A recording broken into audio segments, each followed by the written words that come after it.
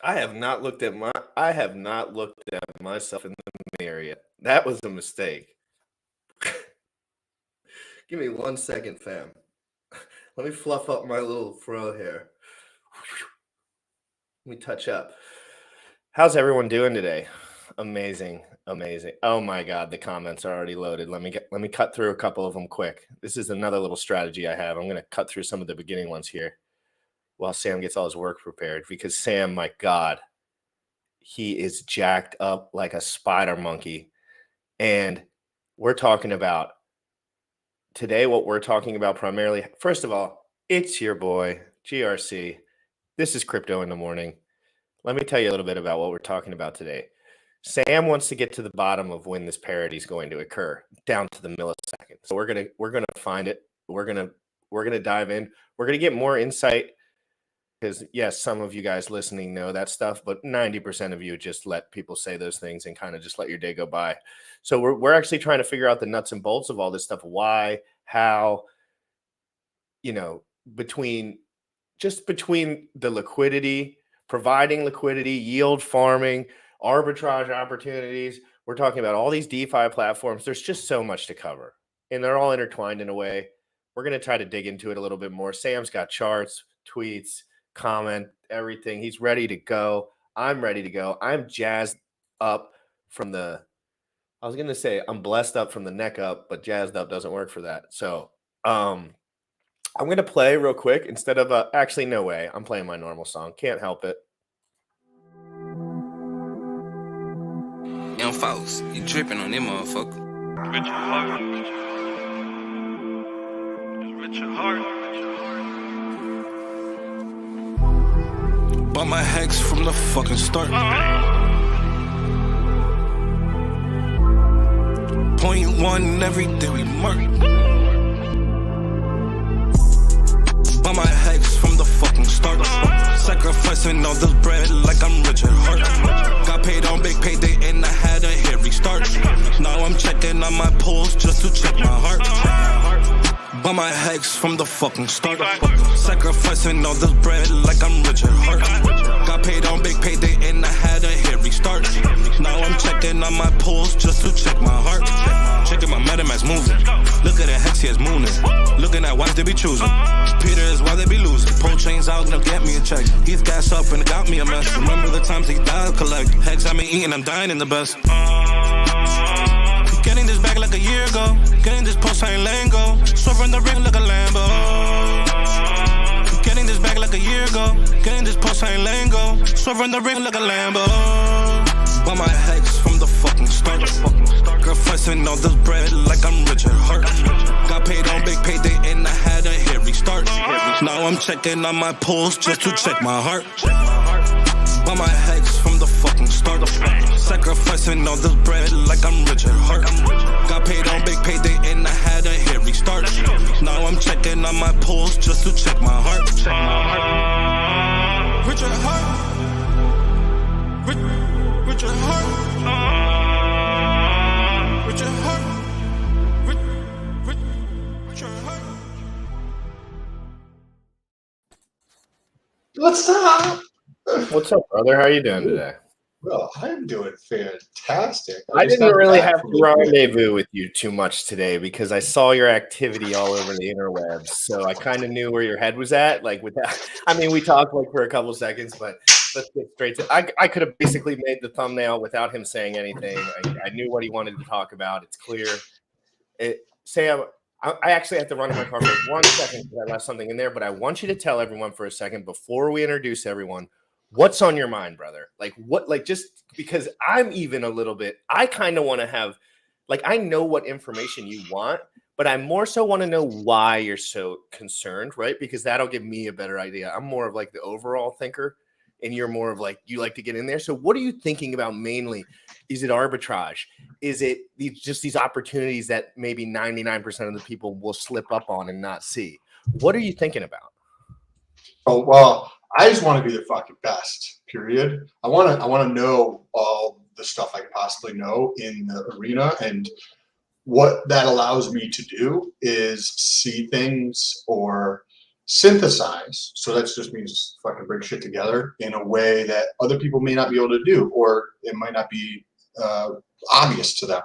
So by going in really, really deep and asking some of these questions and trying to think about it in a little bit more in depth, and like, you know, I might be drawing it out on paper and that kind of thing, because I'm really trying to understand. Because when I create content for this is my personal objective, I just want to create the best, most valuable piece of content I can create out there.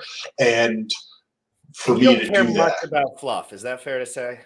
yeah. I don't have time for that shit in my life. So when you say you want to make the best content you can possibly make, you mean bypass everything else. You mean the most physically possibly valuable information to going into someone's ears, rather than, that's what you're talking about, right? Something that someone could actually value from. 100%. Man, some people in this community could take notes on you, my brother. Because I mean, that's the truth. Like, nobody wants to do the hard work anymore. It's even hard for me, right? I'm more of a facilitator at this point. Like, yeah, in the future, I'll be way, way, way, way smarter with all this stuff, guys. Right now, what I'm doing is bringing all the guys that are the smartest to the arena so Sam can pick them apart, learn as much as he can, and we can all brainstorm. Like, this is really just beneficial to me and Sam as much as it is to anyone watching, because I was at my house my whole life for the last 27 years. No one was talking to me about anything, you know, like nobody was adding value to my life. Now, every single day at 11 a.m., massive value add. Give yourself some credit too, because like, I feel like learning, to give this context, I feel like learning is a skill, just like going to the gym, the biceps of the jet. But the more you practice learning, the more you practice figuring out how to learn for yourself, it's just like the gym. You get better at it with more repetition. And because I felt that I was in a deficit with my learning, given that I was homeschooled my whole life. So you felt that was a deficit for you, because I want to show you from my perspective what it made me feel like. This is what I just assumed naturally, right?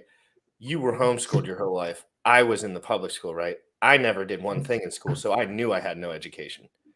I just assumed, well, he's so analytical. Perhaps his parents really just fucking drilled into him or something, like really, or maybe you were like, fuck this, I want to do this on my own kind of vibe.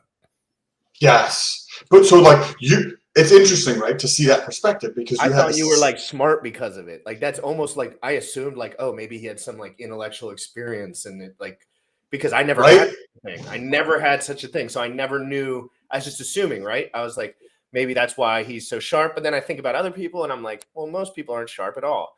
And then some of them went to school and some of them others didn't. And it's like, so really it comes down to, at the end of the day, your life experiences and you building on them rather than just crying and hiding. And going through, like, on the other side of that fence, right? The story that I was telling myself was not the same story, right? Like, I had a different story on my side of the fence, that I was in a deficit, that I wasn't learning as much as people in school, because I didn't know that school was a fucking joke. I didn't know that everything in school wasn't relevant to reality. Like, I had no idea that you don't actually do anything in school. Neither did I. So when I was doing drugs and playing around, selling drugs, doing all this shit, like little back alley shit, learning the streets, not the streets, but learning the outdoors, learning people, figuring stuff out, I was learning at a rapid pace, and I had not a clue.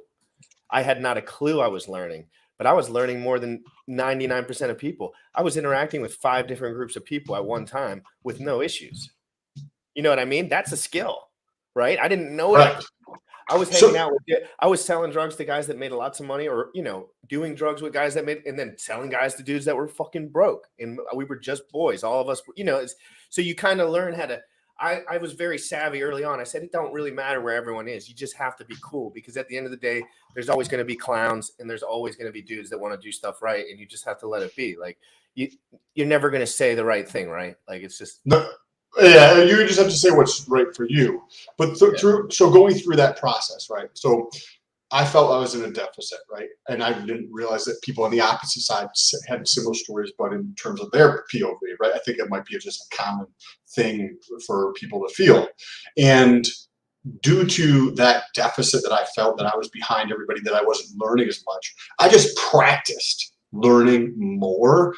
And I think that's at least how I feel. Like I just practice learning more, right? So if you practice learning more and trying to practice how to figure shit out, right? Like I practice the gym a lot, right? So you're practicing learning allows it to maybe, I don't know, I'm literally coming to this as we're talking here, allows that to conceptualize things maybe slightly faster, or because there's it's because practice. I know why, because 99% of people, other than you being smart, 99% of people never have enough time to even think about what they'd like to study on their own, because they just fucking work some silly ass job, and it takes up all their time, right, Sam? Like, because like I'm literally coming in here dumb, blinded, dumb. I was doing the same work for 5 years straight. I'm not saying that the work made me stupid. I'm saying I had no time to do anything else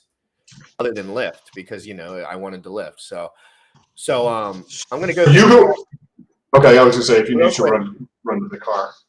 Profeta. Great to see you. Thanks for coming on the show last week. Terrafin, thanks for supporting as always. Human Hex Trafficker, great to see you.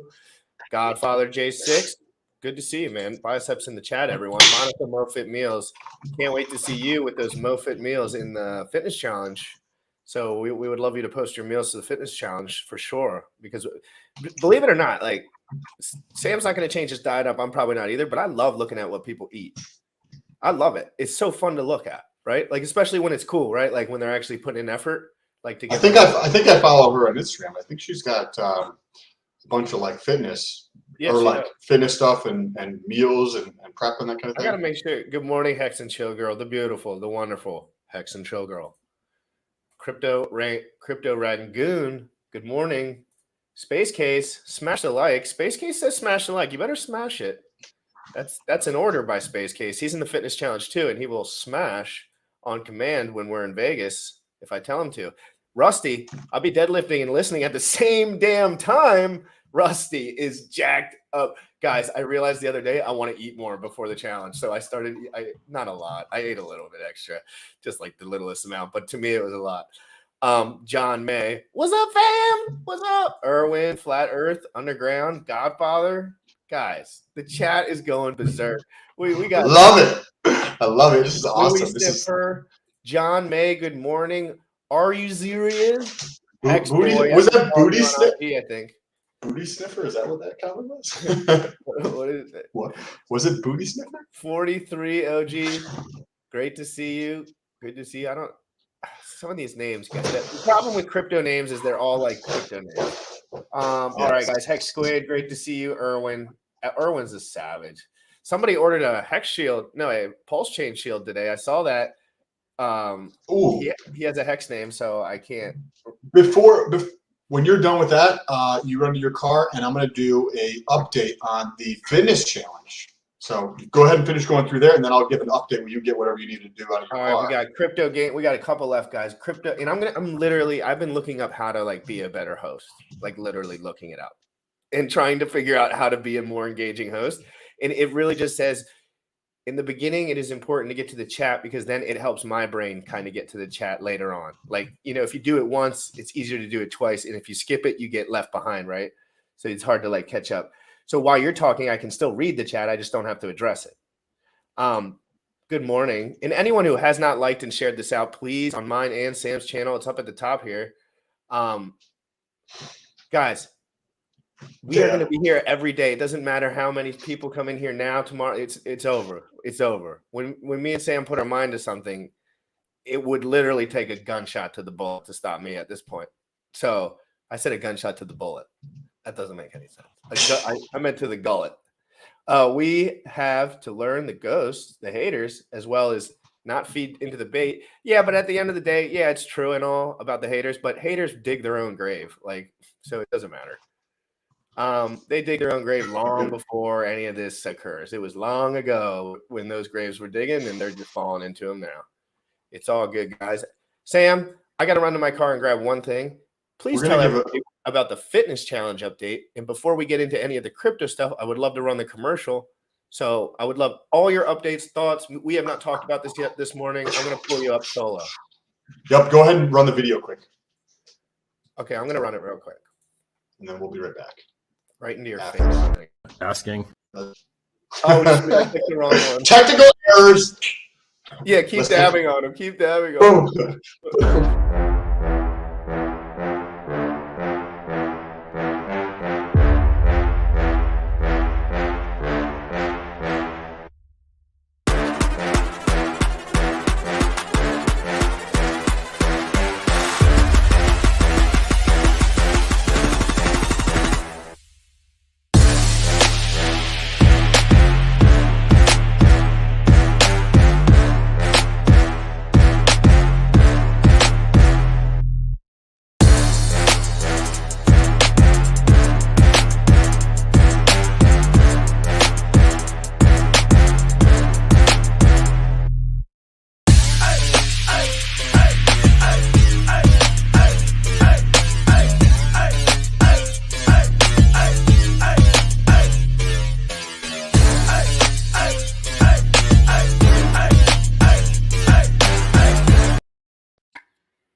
What's up? Okay, so the fitness challenge. I want to preface this by talking about there's a lot of people who would love to drop some body fat, right? That's probably the biggest section. Is that you? Are you trying to drop some body fat? Or maybe you're trying to put on some more muscle, right? Maybe you're a dude trying to add some weight on. Or maybe you're in the category of people who have some like injuries or tightness or problems, right, with their physique, or maybe there's a muscle imbalance there. Well, we have a fitness challenge that we are running for 90 days. It is awesome. If you want to be a part of the fitness challenge, there's over $13,000 worth of pHEX going to 3 prize winners. I don't know how we're going to split that up. Let me see if I can pull up. How do I add this to the screen, Bullish? The tab that I shared. There we go. Okay, so here's the sign up here. We have already 145 people competing. So if you like the odds, right? If you enter, one of 146 chance in terms of getting over $13,000 worth of pHEX. By the way, just on a side note, that's more pHEX than I have personally, right? And that's just one of the prizes. If we scroll down on this site a little bit, you just click here to sign up. It starts on May 1st. So after May 1st, you will not be able to enter to win. So if you want to be in the running to win that money, if you want to be in the running to better your life, if you want to take the steps necessary that you've been slacking in, that you haven't been doing, like sign up, like do it. And you don't need to do this if you don't want to like enter to do this. It's absolutely free. If you don't want like free shit and you don't want like the content along with it that comes out for free, if you don't want the accountability that comes along with the leaderboard where you actually are getting points for doing the right thing, right? If you don't want any of that, like go do it on yourself, but you should definitely take action on improving and going in the direction of your health and wealth and all the pieces together. So that's what we're doing. We've got Shield Masters, who is sponsoring, right? That's all that shit in GRC's background. Yeah, real quick about Shield Masters. A couple people ordered some shields today. If you do order a shield, make sure you use promo code GRC50. That'll give you $50 off. So it gives me a little kickback, but you literally get $50 off if you're going to pay. But guys, again, I always love to say this. If you don't have a position in crypto, I would say that would be your number one priority. In my opinion, a position in pHEX would be dandy right about now over a shield of decorative nature. Yes, or any triggered supplements, or well, there's 90,000 pHEX coming from Motley. So if you think if you like the odds, right? We've got 145 signups. If you like the odds and you're like, wow, if I just get in there and I somehow put in the work and the effort and I show up for myself to build the confidence to get the results that I want for 90 days and you win that challenge, or you come in, there's 3 different people who are going to be winning. So the 13,000 might be 3,000, 3,000, and 3,000, right? Like that's a nice little thing to do to better your life, to get paid for it. Like that's coming from Motley. I haven't picked out exactly what's going to be for triggered, but it's going to be dope. You're also going to be getting achievement NFTs, and I'll actually be going on with Steak and Apes on my channel live later this week probably. So if you want to get more details on that, we'll be covering it either on my show or on Sunday's show. Who else is out here? Store credit. can you imagine how much clothes and cool, fun stuff that you can either get to give away for friends or get for yourself that you can get from, what is this, hexmerch.com? Hey, dude, I got my DMs are stacked up. So like, dude, by the time I read all my DMs, who knows what the prize pool will be? Because I need literally another 25 minutes to get through my DMs. Yes. So, and the prize is going to continue to grow, right? Like this is where we're at, 13,000. And I mentioned 13,000. Did you tell them about the NFTs? Just briefly. Dude, achievement NFTs. So the better the achievement, the better the NFT. JPEG junkies, all for free. I don't know much about JPEGs or anything like that. I hardly knew what a JPEG versus a PNG was until a month ago. And I just learned, and so question I don't know much about pictures, but people love them. And, you know, so Richard knows this. I know this. 25% of the volume on Ethereum knows this. NFT. So here's an idea for anybody. This is more on the potential speculative side. If this is successful, if we really love the process and the journey of going through this and helping people, through the AMA that we're doing live Q&A on Telegram, that's you'll be able to listen and ask questions you have, whether it's nutrition related, on a micro or macro, on a supplement side, on a compound side, on a training side, all of that kind of stuff is going to be provided there. We really like this. We may actually tie something into the contract with the NFT so that if we do another one of these later in the year, you can get in for free or you get some special reward for having that NFT. So these are like, we can add things to this in the future because you own that NFT. You can get free shit in this in like the future. And the one thing about both of us, we love providing value. So if there's somebody, that's all we do. If there's somebody who participated and they have an NFT, I would love to be able to give them more value in the future because that's what I do.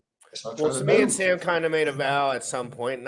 We never like said it, but like Sam would not like me if I wasn't trying to provide the best show that I could possibly do. He would not respect me and he would not work with me, but I don't have to really ask him because he knows that I'm trying my best.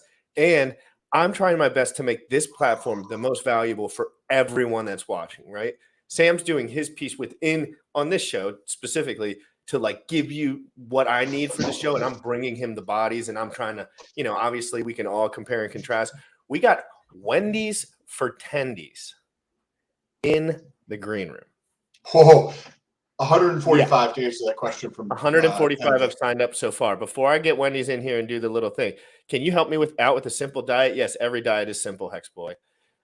Every diet. We're going to be doing AMA every Monday at 6 p.m. EST after May 1st on Telegram, which will be emailed out to everybody. We'll cover all the details again on Sunday, this coming Sunday. But yes, we will go over diet stuff and how to move forward and all the approach on all of this stuff because we want people to get results. We want people look at that right there, the bicep. It's just solid. It's just I'm not even. Elliot. So real quick. Balliet Brand. My dad is joining the challenge too. He is in it to win it. Love it. Thanks, Jim Rat and Sam. Guys, real quick about the challenge. I'm not saying anyone's heavy or light or whatever, but if you have extra weight on you, it's easier to win the challenge, period. Because as I've lost a lot of weight before, everyone, you know, anyone who's lost a lot of weight knows it's easier to lose weight than it is to gain weight. So in that way, right, if you have extra weight, it's easier to lose than if you don't have a lot of extra weight, it is to gain, right, proportionally. So it's very easy, Sam, it's way easier to be impressive, in my opinion, if you're cutting weight. So I think that's a good opportunity. It's arbitrage. For us. But there's a lot of other people that have a challenge in the opposite directions but like for us, it's harder to gain, right, necessarily. Because what I know that I'm saying, like, I feel like there might be some people out here be like, man, I'm really heavy, or man, I've really lost it. I don't know if I can win the challenge. Like, no, you probably have a better chance of winning one of the challenges for that reason. I'm going to talk to the chat really quick. What's up, Bram? What's up, guys? Let me talk. Hi. John May, great to see you as always. Warming up those deads right now. Telegram group will come via email. Just chill and be ready for May 1st. Yes, everyone. Sorry, can I interrupt you real quick? One quick thing I just remembered. If anybody has a business, if somebody wants to support but they don't want to do the challenge, they can reach out to us. There's actually an email that Bullish will drop in the comments on both of the channels. There's an email. If you're like, hey, this is cool, like I'd like to support this. I like supporting people working on themselves to get better, but I don't want to do the challenge myself. There's an email you can reach out. Just let us know, like, hey, I'd like to, I have this store or this digital thing or whatever the case is, and we can add that to the site and get ironed out the details of exactly what it is you're donating. And if you're like, hey, I don't give a shit about that, but I'll donate $10 by the end of today. So tomorrow's show will have a public Ethereum address that people can multi-sig, right? You guys will be 100% transparent about what we're doing. We're trying to do it the right way. Yeah, we're trying to do it all the right way with all the. It's just taking me a minute with everyone to like. First time. You gotta learn it and stuff. First time. A little awkward. Go ahead and get back into the comments there. All right, Dante Jr., one of the guys who's the most jacked up. I don't want to say how. I'm curious to know how old you are, Dante Jr., because if you're as young as I think you might be, I'm not sure. You're in the right direction, doing fitness challenges and buying HEX. My God, who would have thought? Jay Everything, salute Hexagons. Great to see you, Jay Everything. Don't know if I've ever seen you in here before. Really, really appreciate that. Sam sent a DM to your Twitter, Ego Foundation. You'll get an answer to that in about 3 years. No, Sandy Beach, good morning. Doing real life now. I'll catch the replay. Great to see you, Sandy. Thank you so much. Really excited for it. Jerry, great to see you. I'm going to have – it's only based off fat loss and mass, or let's say if I go from 3 plates to 5 plates benched. Yes, exactly. Tell them about the three. Tell them about the 3 ways to win. The 3 ways to win. 1, me and Sam are voting on one person to win. 2, there's a leaderboard within the app that shows a winner. 3, the audience or the people within the community get to vote on a winner. So, guys, we're done talking about the fitness challenge for a minute. I want to talk crypto, Sam. Straight up. Straight up. Let's go. This is...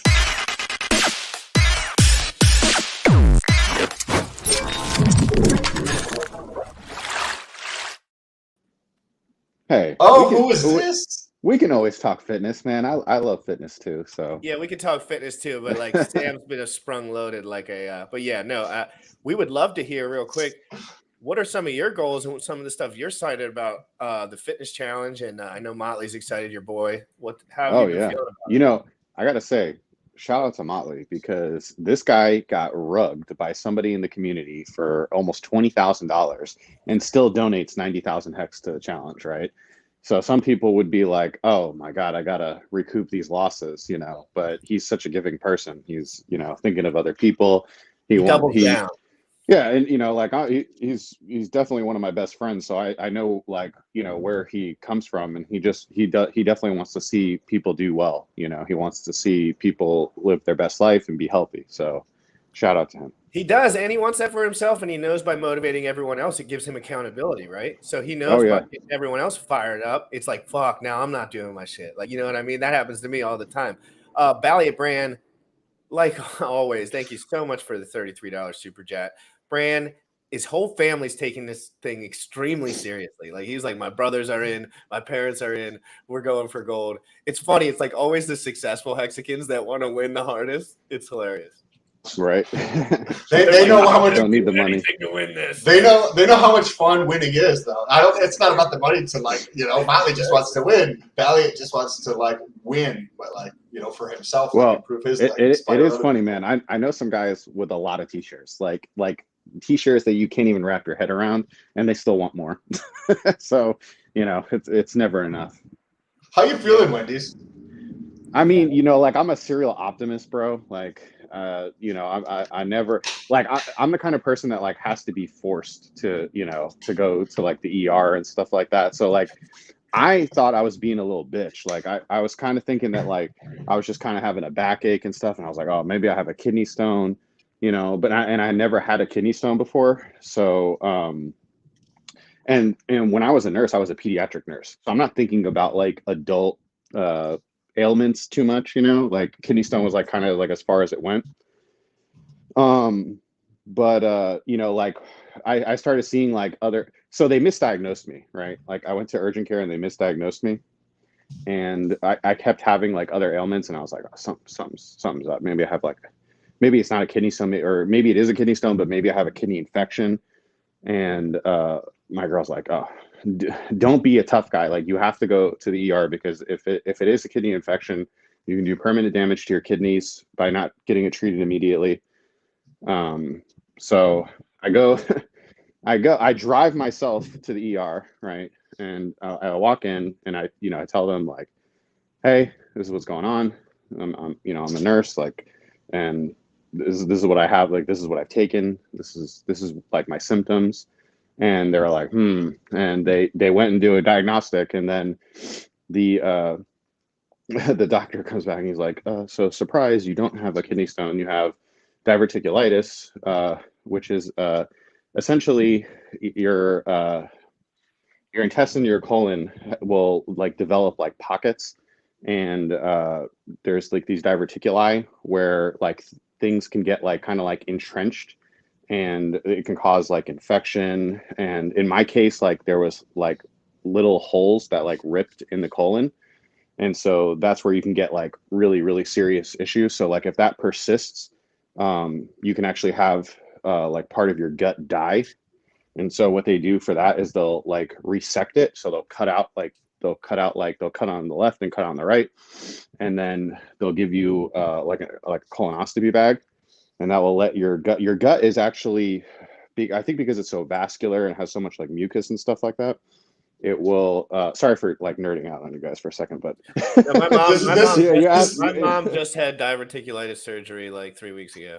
Yeah, it's tough, man. This is the stuff I talk about on my other channel. So we like this shit. Yeah, so your gut does heal very, very quickly. So like the average time for that is like 3 to 6 months. So it doesn't take too much. So if you catch it early, what'll happen is that instead of doing the surgery, they'll give you antibiotics to clear the infection, and then they'll give you a lot of pain medicine because it is extremely painful. Like, it was funny because the guy was like, how are you laughing right now? Like, like it's kind of crazy, because I was like smiling in the ER and I was talking to them and I was just like, oh, I can't believe I'm fucking back in the hospital. I retired last year and stuff. And it was funny because like Vince is like, dude, just start onboarding the nurses. And I was like, well, yeah, but it's so easy. Like, it was so easy for me because once I started telling them like my story, like there was like people were in shock, and like they didn't like believe it until I started like showing them in my phone. I'm like, oh, here, look, and they were like, wait, what?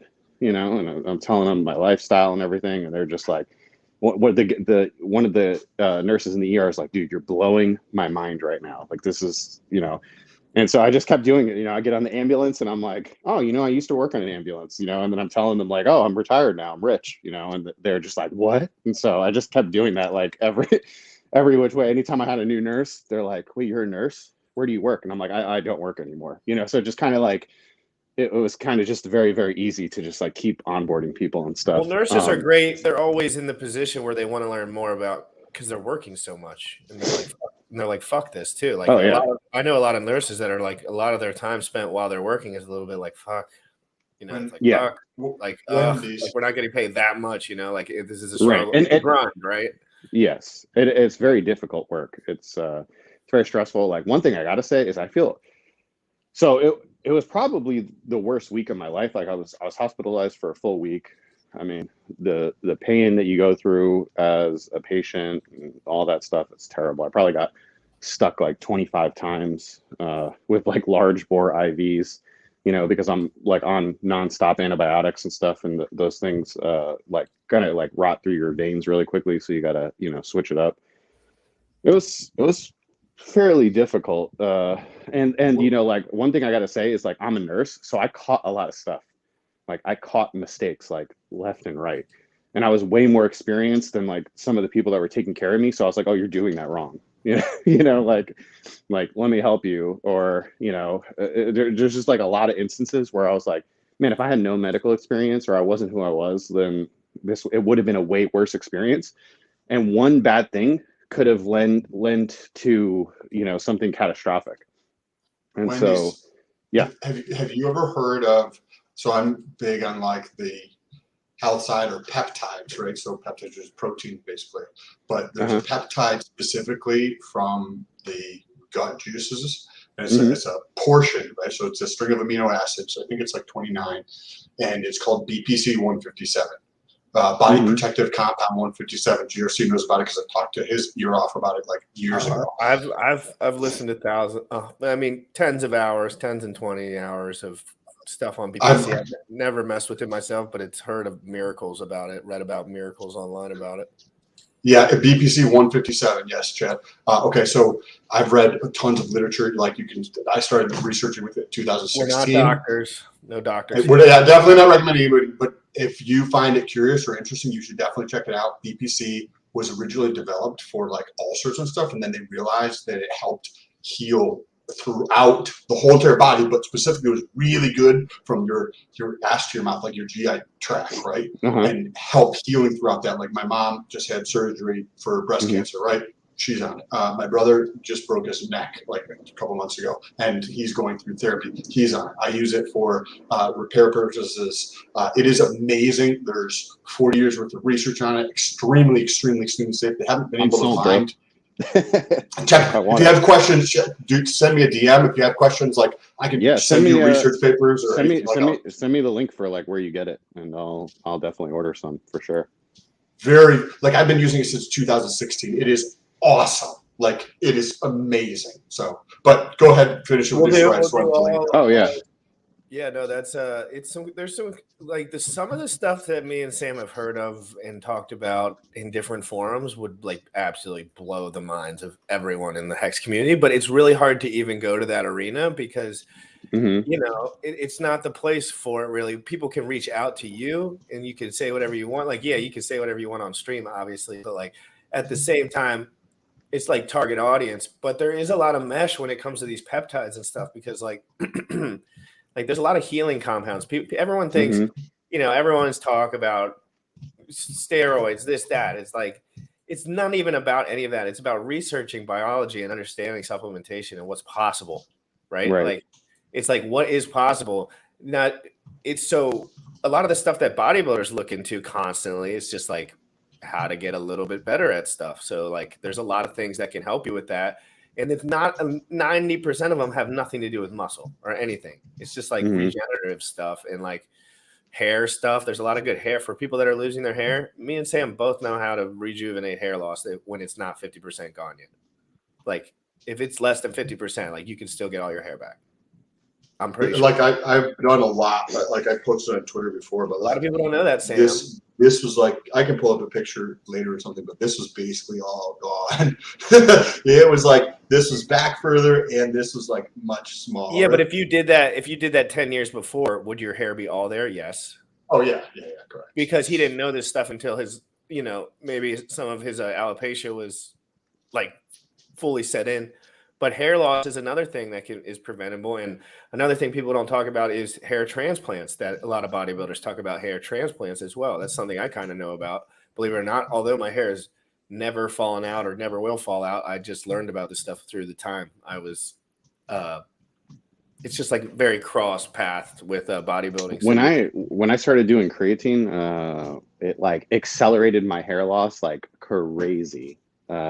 When I started using creatine, like back in the day, like it was wild. And then I looked it up and I like saw all this stuff about how it can, like if you're already like predisposed to that it can like accelerate it. Yeah, basically anything. If you're predisposed to androgenic alopecia, like a stormy day can make your hair start falling. You know what I mean? I have a different theory on that because like that's what we're told. But like, so I go to the gym that's 2 minutes from my house, and they've got pictures up from, 40, 50, 60 years ago, body like building, but it wasn't really bodybuilding. It was like fucking dudes working out at the beach, and like that was the competition back in the day, right? And if you look at the guys who are like competing, so to speak, but also the audience that's around them, just in these pictures that are 60 years old, all the dudes have hair. So is it really that, or is it a micronutrient and lifestyle deficiency? Right, that's what I actually like. What about my lifestyle? It's also trash my whole life, and my hair has been thicker than the forest. I can also tell you it's a genetic thing, right? So like when we were in Puerto Rico, I'm like looking around, and I said to Motley, I go, have you noticed there's like no bald dudes here? Like every bald dude related is. I mean, it could be. Are they fat Fs down there too? There are for I mean, sure. is it like a good sprinkle of obese people? Yeah, I would say so. I mean, the diet down there is Yeah. not the healthiest, bro. No, it's Mofongo definitely not. I was just is thinking on my pretty feet, and then thick. I realized. But yeah, I was like, you could just tell that like the Puerto Rican people in general have very good genetics. You know, they're very like gifted genetically. It could also So have something to do with the exposure to the sun as well. Like a lot of us stay inside for so many years on end when we're doing our true. work, right? Maybe that has something to do with it. I've also never Could. had a job where I had to stay inside ever. So maybe, but also when I was young, Sam, it's funny, like there's these cues that I get. Like when I was young and I would get haircuts, like the ladies would say, "You'll never lose your hair." And when I was young, before I was puberty. And I said, So think about this, right? I like, how think do we they know all, that? I think the three of us, and probably a lot of people in the comments, agree that this is, and I'm pointing in my head for anybody who's listening, is the most powerful tool you will ever use, right? So GRC has told this story when he's a kid that, oh man, your hair is so beautiful, so amazing, it's so thick, you're never gonna lose your hair, right? And then my dad's and my grandpa completely evolved. Oh, hey Sam, your shit's gonna be lost, right? So there's I'm a so internal surprised you think that way, but I mean, I totally get it. Like if that's your experience, hey, I haven't looked into it that much. Well, because like I look at these pictures from 60 years ago, and like everybody has hair, right? Then you understand how powerful this is. You can ask Wendy's. I guarantee he's going to answer this question. Wendy, would you rather have a patient coming in to take care of who is like, oh my God, nurses are the worst people in the world. They don't give a shit about me. They always constantly fuck shit up. This procedure is going to last longer than it needs to be. I'm going to get an infection. Oh my God, I'm a hypochondriac. Or the person, oh my God, nurses are such wonderful angels here to help people. This is going to be fast as fuck. I'm going to be back in doing my life. And I'm so thankful that I'm able to get this done now. Like, who would you rather deal with?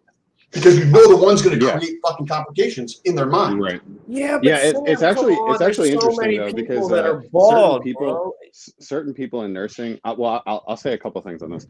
Certain people in nursing, like in where I worked, they always gave me that patient because I'm like I have a very like calming, voice, and it takes a lot to get me rattled up. So they would always give me like the difficult patients, but obviously like the patient that is positive and stuff like that. So, there's a lot of like old principles on this, right? I personally believe in manifesting. I think that if you speak it, you can speak things into existence. It's even a biblical principle, as a man thinketh, he is, that's something that's been touted for a long time. And I really think that there's like a lot of power behind it. And, like if you look, I was always taught as a kid, like not to be a hater, like if you're a hater, then you're basically saying like, I can't have that, you're like, you're taking yourself out of the competition essentially. Whereas if you're like congratulating, or you're at least like happy or open, you say like, well, how do I get there? And that's how you become successful. It's definitely not by like, being a hater. So yeah, you got to know. Yeah, being a hater is such a sellout bitch move. It's just like I ran out of shit to say. Here we go. Like, you know what I mean? Like that's really all it is, right? I got 150 different topics that I could cover today on crypto. Easily could write down 50 right now.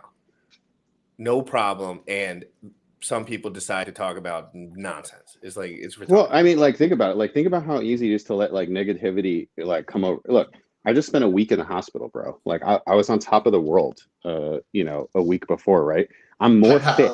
I'm more fit than probably like 80% of dudes in the population, right? I'm leaner. I have bigger muscles.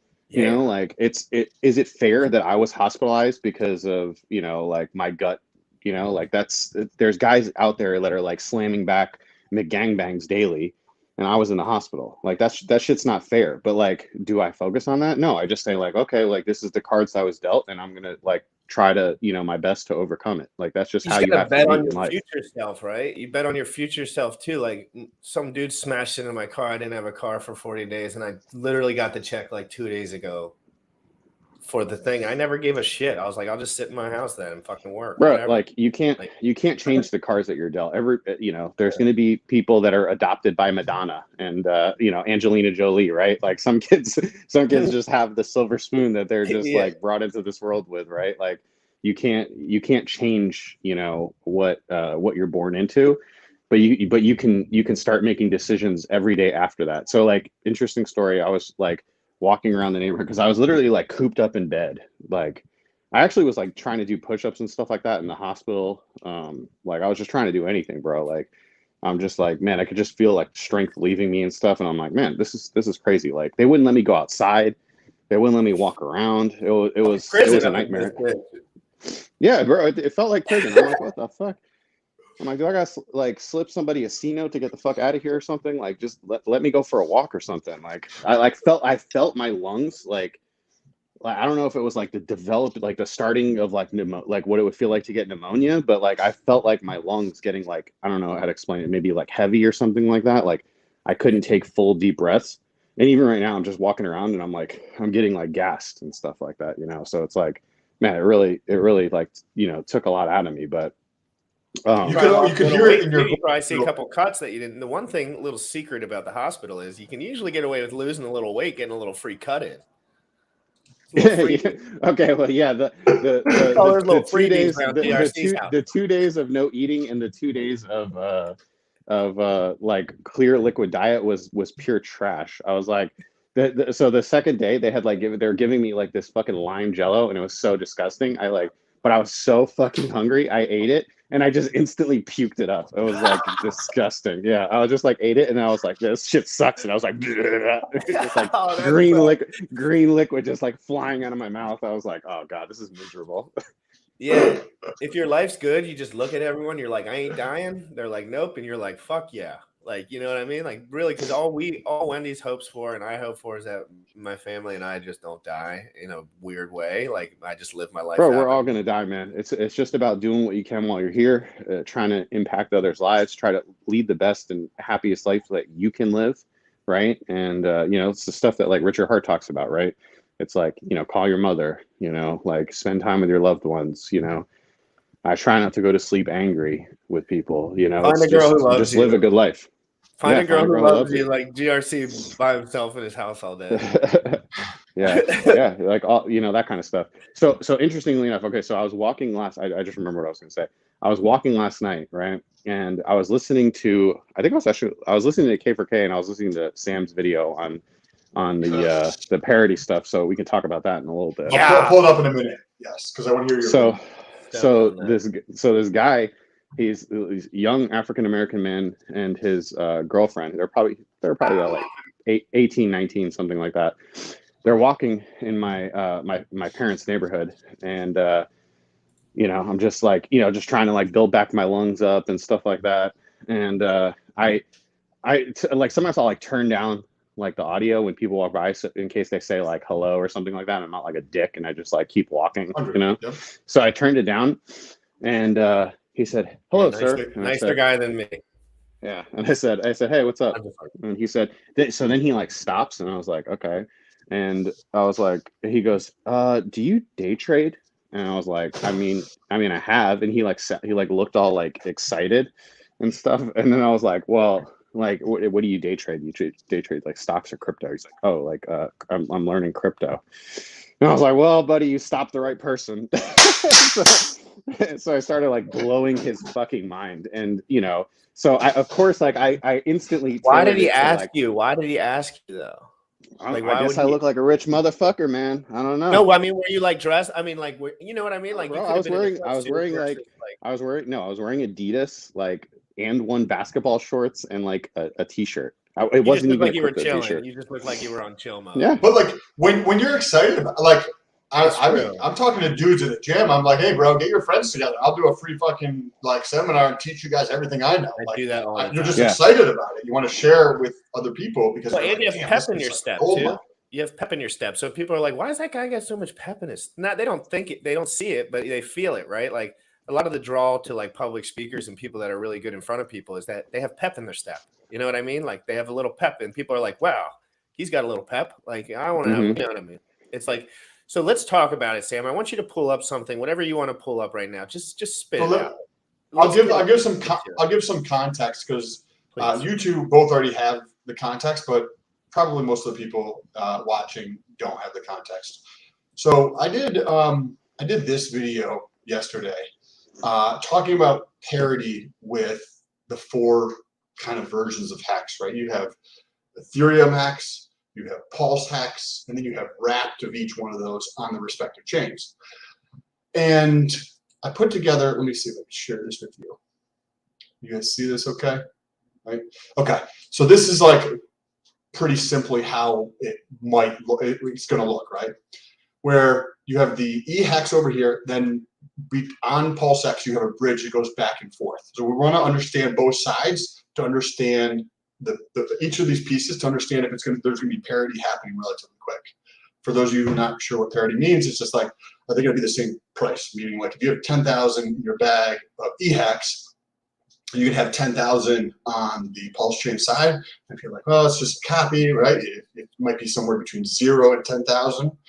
But I make the argument that I think it's going to be a lot closer to 10,000 than a lot of people are actually guessing, right? At least in the conversations that are publicly available online and the people who are talking about it, right? I'm sure that there's plenty of other people who are be like, yeah, this is what's going to happen because they have the bags to do this. So let's walk through this example real quick.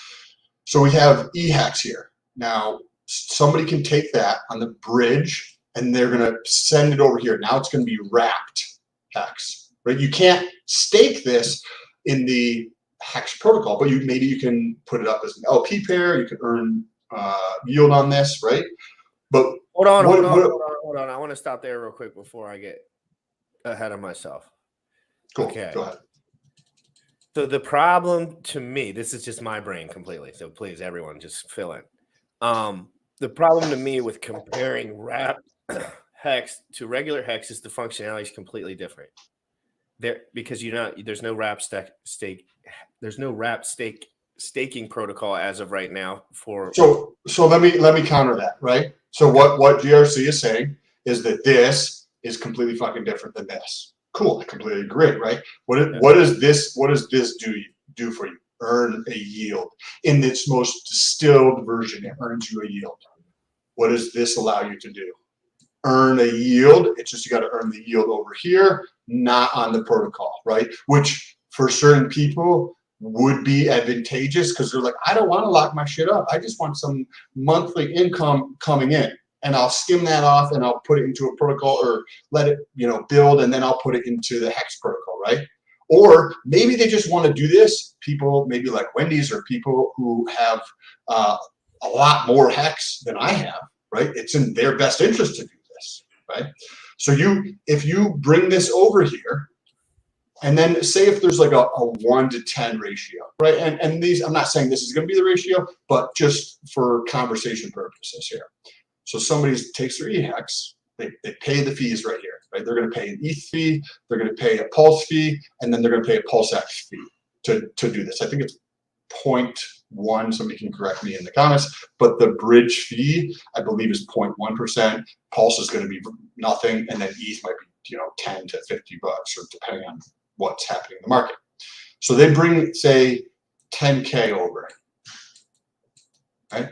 Now over here, to counter what your argument is, right, GRC? Because if you're like, hey, something doesn't make sense, interrupt me. Like, bro, you missed this thing. Okay, so say over here, this is 5K, right? To go off of your argument, what you're saying that this over here is not as valuable. Why would people pay for it, right? You can't do anything with it, right? Well, what does that mean if this is 5K on this side?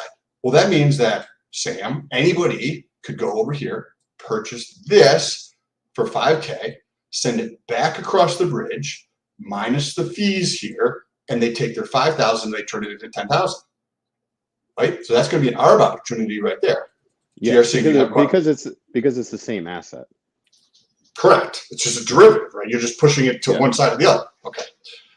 Now, this ratio here, right? So there's going to be I don't even know if it's. I guess you could. I maybe by like definition it's a derivative, but like it literally so when you send an pHEX over, it stays in the bridge contract, and then it unlocks wrapped pHEX on the other side.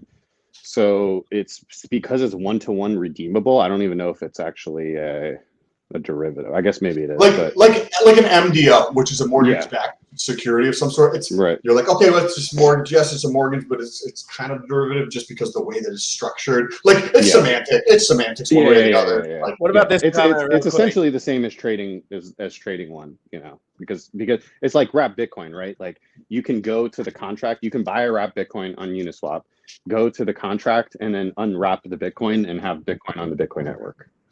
Thank you. Exactly what Wendy's was just saying. That's all you're doing. You want to make free money? If this is the ratio, cool. You just made $5,000 minus fees. Super simple. Hold on real quick.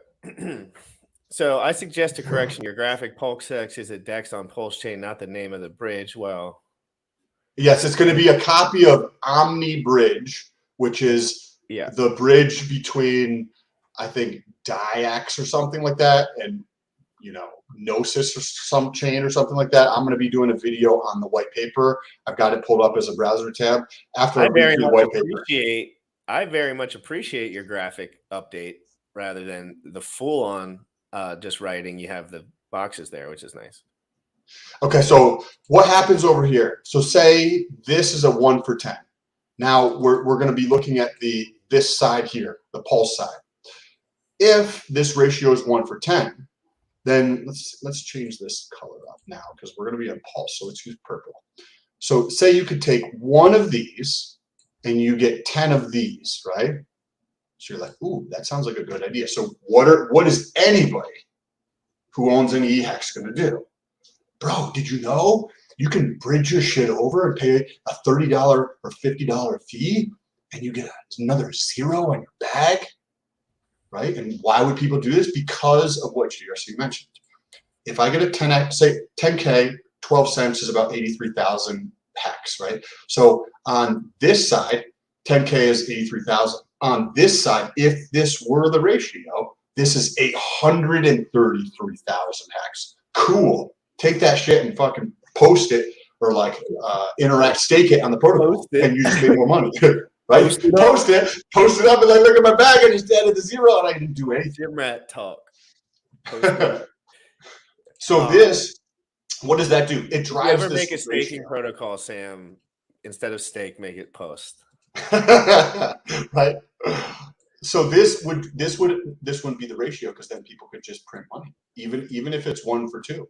People are still going to do that because then they're like, yo, you can take your 10,000 and which is equivalent to 83,000 hex, and bring it across the bridge and then swap it for pHEX minus the fees, and you get roughly 160 in your bag instead of 180 hex. Yo, you should do this. But of course, people are going to fucking do that. So when you think about what that means, right, that this is going to drive this ratio very close to 1 for 1. Could there be opportunity in the pre-bridge time frame? Possibly, and you can run the same example going this direction, right? If like I actually think that it's going to start essentially 1 to 1, and then it's going to like drastically diverge from there. I don't think they're going to come anywhere close to 1 to 1. For the record, I think it's cool. I want to hear your thoughts. So hold on. Okay, ask your question, Sam. I got to think while we're talking. Wendy's. Okay, so I don't think, hopefully everybody can see like the logic, the rationale running through this. You can do the same thing for the other side on the ETH side. If you bring Pulse over, you can just run the same thing. You do just the unique swap instead of pHEX, and the ratio you'd have to factor in a higher fee, right? Okay, so Wendy's is saying that shit is going to be set for 1 for 1 potentially to start with, and then it's going to trade off of that. Because so what that's are your the goal of the thoughts? AMM bot, right? Yeah, I think that like he'll probably he's going to be the one setting the ratios, right? So like it would make sense that he would set it 1 to 1 to start, and essentially he said there's not going to be cheap pHEX, right? So 1 to 1 would make it so that there's not cheap pHEX. It's the same exact price, because you have to remember that we're likely to not see a clarification. Okay, so you're talking 1 for 1. We're talking about 1 for 1 wrapped pHEX and pHEX. Is that correct? Or 1 for 1 pulse to pHEX? No, we're talking about hex to hex. Hex. Okay, perfect. Yes. Okay, go ahead.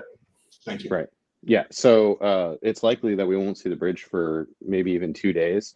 So people are gonna be trading ratios for a while. But I mean, so even without a ratio, even without a price, if you know that the ratio is 1-to-1, then you know what the price of essentially pHEX is on the pulse chain, because if it's or pHEX, I should say, like the pulse chain version of hex, just hex. So you know what the price of hex is on the pulse chain, because if it's at a 1-to-1 ratio, and you know what the price is live on Ethereum, then you know what the price is. So I think it's going to start like that, and then I think you're going to probably see a lot of people dump for the hex, because I mean, he's like, let's be real, he's calling that the version of hex.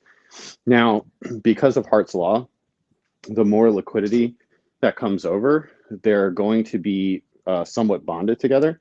But like, people say a lot of stuff. They say, oh, arbitrage. Well, you have to, when you're arbitraging, you have to arbitrage the same asset. Okay, I can't buy a Bitcoin and sell it for an Ethereum on Ethereum, right? Like, you have to buy Bitcoin to sell Bitcoin, right? So like, if Bitcoin is lower on one chain or another, I can buy it here and sell it somewhere else, right? That's arbitrage. So you have to arbitrage the same assets, right? So just because there are some really advanced stuff where you can arbitrage based on correlation, but it's traditionally it's just asset to assets, A and A, not like A and C or something. Keep in mind that pHEX can't be paired to Pulse until the bridge is live. No, wait, what? Wait, say it again. Say it again. Also, keep in mind that ETH-hex, regular hex, can't be paired to Pulse hex, pHEX, until the bridge is live. Yeah, like nothing that's bridged over, which would be like hex on Ethereum, that happens after the bridge is live. Yes.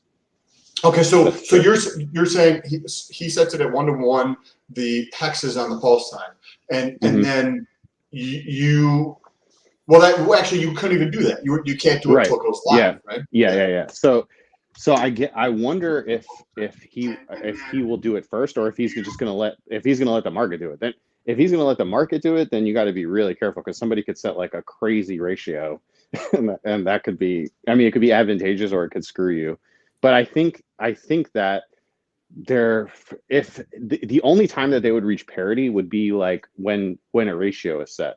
Otherwise, I don't see anybody agreeing that they're the same price. Like, I mean, if you look at like every poll I've seen, or just talking to people, I would say that like the vast majority, over 90% of people, especially people with big bags, think that hex is going to outperform the Ethereum version.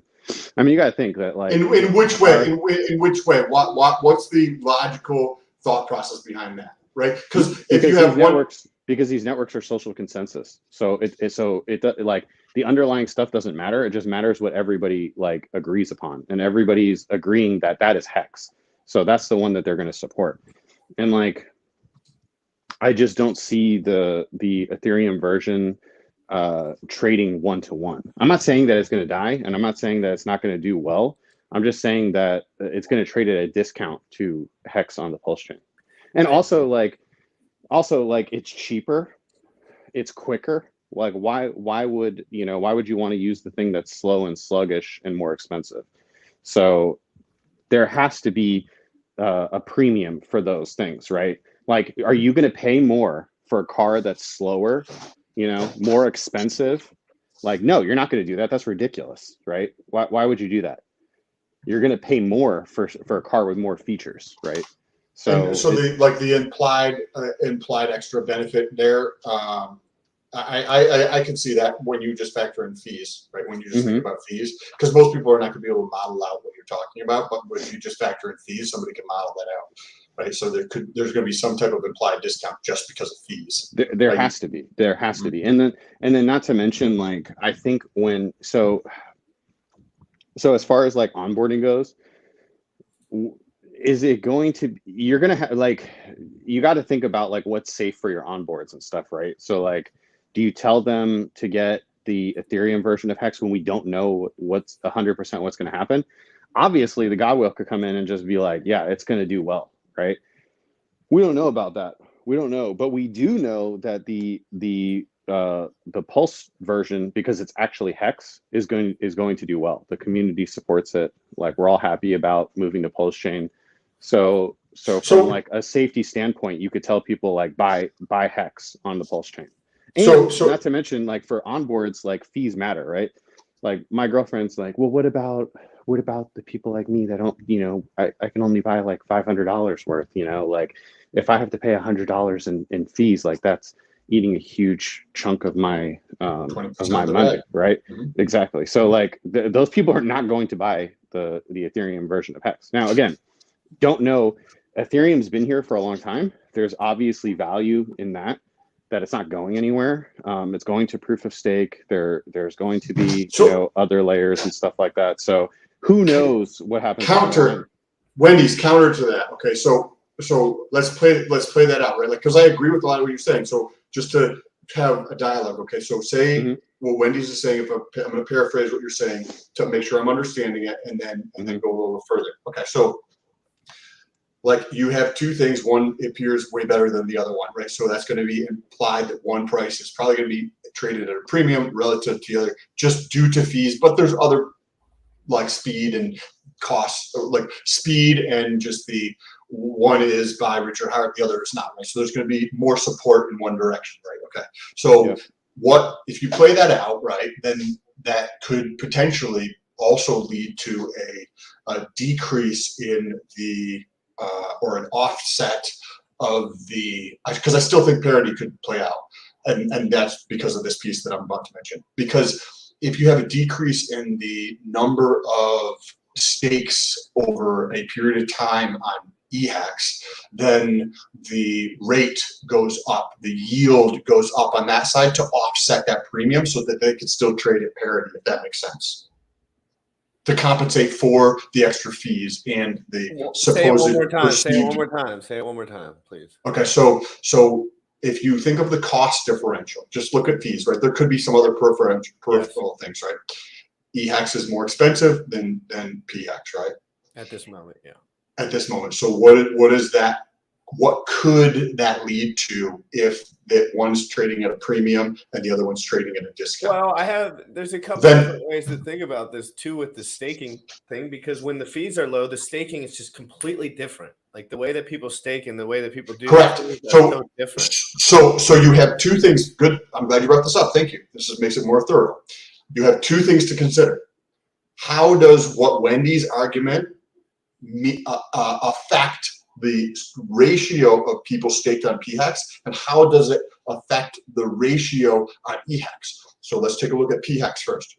So if you think of what Wendy's is saying, you're like, oh, that's absolutely true, right? So then you're like, okay, how might that go through and affect the ratio of people who choose to stake, independent of how they fucking do their shit?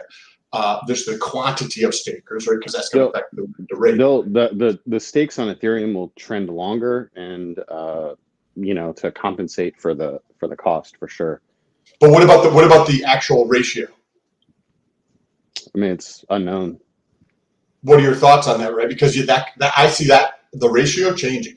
You know what I mean? To compensate for that premium you're talking about. So you're saying in some world, some people think that ratio will be the same all the time. I don't think there's no way that it'll stay the same. If that's the case, right? If you believe in like rational characters, generally speaking, right, and you believe that markets are relatively efficient, so to compensate for the same thing, right? You have basically the same fucking thing trading on two networks. One's more costly than the other one. In like legacy, how that compensates. Oh, are you saying like the flow of traffic will make it flow back? Like, it's just in terms of the staking. So right, we're at 9.6, right? So you're going to get 9.6 and 9.6 of the pool of hex on each side is staked. Over time, this could come down on the pulse on the pHEX side, and then the other side could go up, compensating for any type of premium that there might be. So if you're like, okay, cool, I can go to pHEX, I pay higher fees, but I earn a higher yield. It's kind of weird because like you can do like the mental gymnastics all day, but like I think just being in crypto long enough that the only thing that really matters is like the social consensus, which it doesn't make sense when you think about it, but it's like if a lot of the community agrees, like, and he's already framed that like hex is hex, you know, like the pulse chain version is going to be hex. Like we used to say pHEX, right? And he's like, no, it's hex, you know, and so everyone's like, it's hex. So because of that, they won't reach parity. I don't see it. And like if you look at like, so Matic had trading of hex for like a long time, right? So you could trade hex on there. You could go on there and buy hex for like fractions of a penny, and pretty much nobody did it. People paid the fees on Uniswap. Why? Because they weren't. That's where the community was. You know, there was people over there. I think there's probably also a lack of knowledge and education. Right? Yeah, I mean, no, we all. I mean, it was talked about. It was talked about because there was people like when there was like QuickSwap was paying. I think like I can't remember what the APY was, but it was very high. It was very high to start to get like hexagons over there. Maybe 50%, something like that. Stake it was that hex? I mean, you couldn't. It's still trading at parity. You were essentially no, yield that's crazy. farming, No, right? it's still crazy. I know what you're saying. If you were going to have liquid hex anyway, like you were essentially yield farming it, and like the price of like the price of QuickSwap went from like it was like maybe like $200 and went to like $1,000. So you imagine you're making 50% and then oh it's my 10x. god, It's a lot of money, dude. It was a lot of money. So to go off to as in a positive or a thing that like if you're like, okay, if you think history is like a good indicator of what could happen, right, with hex over on QuickSwap, right, it's trading at basically parity. It wasn't always, honestly. It wasn't. No, I know, but like same asset, there was sometimes multi-cent differences. So you could arb. You could go over there and arb.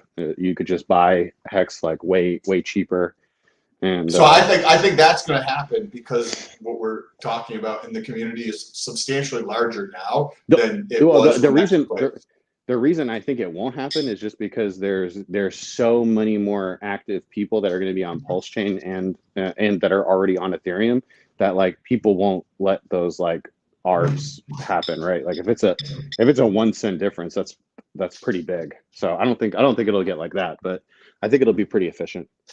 And I mean, I already know people who are building arb bots, so. Dope. That's awesome to take advantage of that. That's some green room talk. We call that green room talk where I'm from.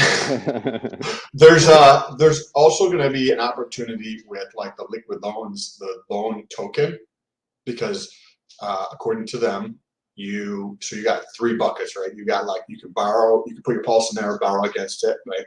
You got the middle bucket, which is their stability pool, and then you have the loan staking bucket, right, so to speak. So that middle bucket is where you put in your USDL and you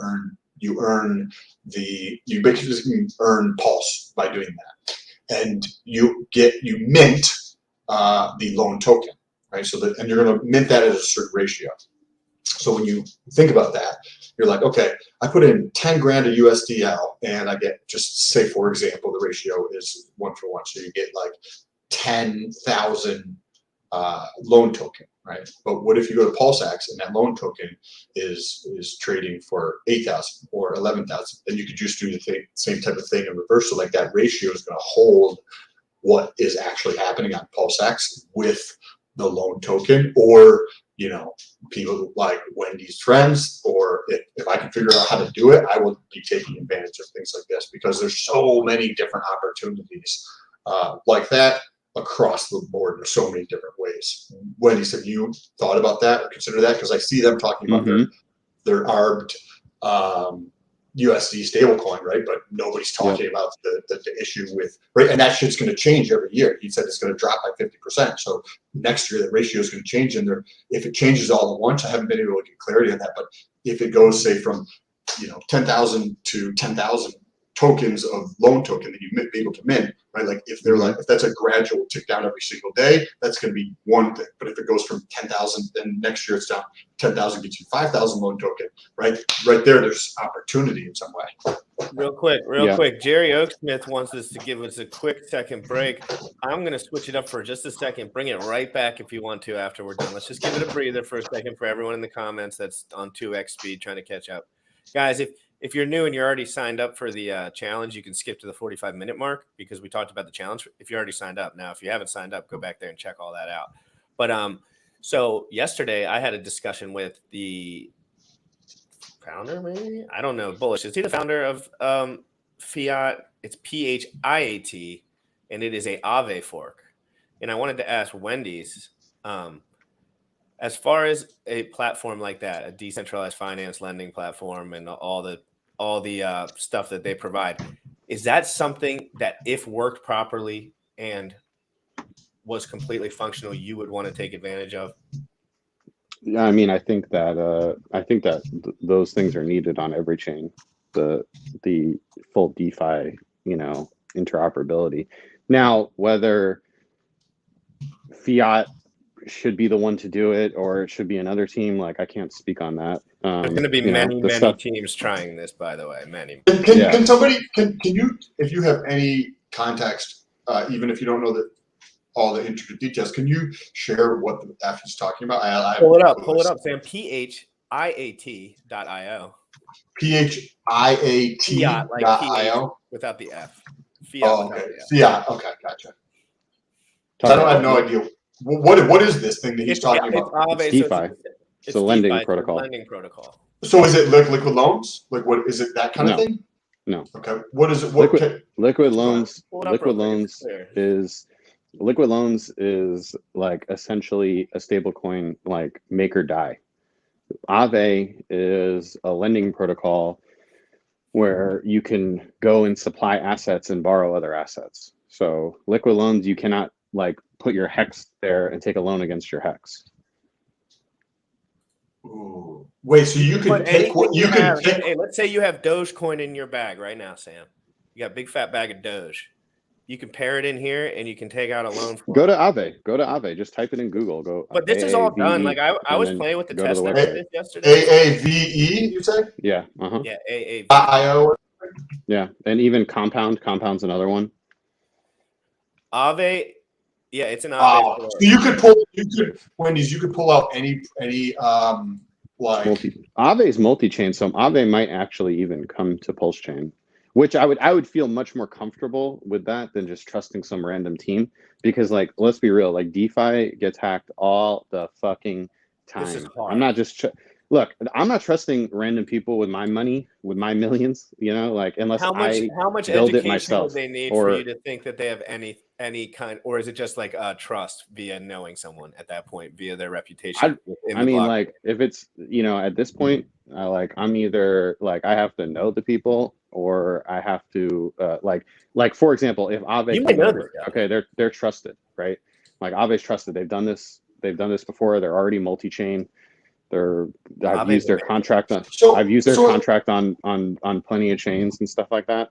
So initially, like, obviously, I'd have to do the deep dive and stuff like that and get some of my dev friends to look at everything. But like, there's just so many things that can go wrong. So I'd rather trust the people who've done it a million times rather than, like, this is the first time we're doing that, So question on this, if so you could put in, if it is multi-chain, right? Like if Aave is like, okay, we're the fucking lending protocol for all chains, and they decide to do the work to do that, right? So you could put in, hypothetically, put it in Pulse, and you could borrow Bitcoin or something like that.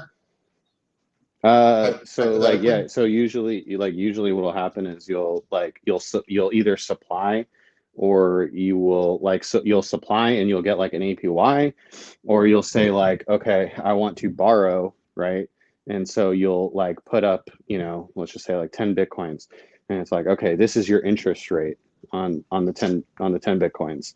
And then someone else will like come and take those Bitcoins and do something with it. And in turn, for the so once you supply the 10 Bitcoins, you will see the supply that's there, that's on the network. So the people that are supplying for the APY, you could use those 10 Bitcoins and get, pull so many ETH or whatever, and then you could do stuff with the Ethereum. It's basically money Legos. You're just like, supplying one thing, taking another. It's just how not to pay taxes. Is there? Yeah, this is fucking crazy because I'm This like, all I think about when I look at this stuff. All I think about is where can I put my shit so I don't have to pay taxes and take it out? Well, we shouldn't talk Simply. about that on here, but Yeah, no, I know. this is not the place though. That's not the place for that. There's other places. Wendy's. I need Is more. there? That's what I'm want to know about in general. Wendy's. We'll talk about it. Yes. On Aave or that type of protocol, or specifically Aave, because I would just find this fascinating. Is there a way, or do you know where I could find the yields on there, or like without just some people know this shit off the top of their head. Otherwise, you just be like, Sam, go fucking. They're probably pretty low right now. I haven't messed with it in a minute. Let me look. Or if you tell me where to look, I can pull it up. I have to look myself, honestly. Okay. Give me a minute. And I was talking to that guy from Fiat last night. He's a Hexakin and he's a CFA. So I'm going to talk to him more. Obviously, there's a million of these protocols that are going to come out, and all of them could easily get wrecked. So do your own research, people. It would be silly to do any of this until many, many, many, many, many other people do it before you. So whose dashboard is this? Is this you, Wendy's? This is No, bullish. This is bullish. Okay.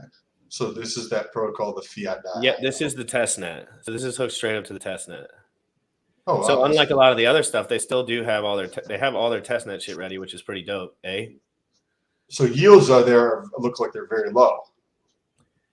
Well, So Wendy's, what is your? I mean, like obviously this is test net. All right, so it's I'm looking at Aave right now. So let's see.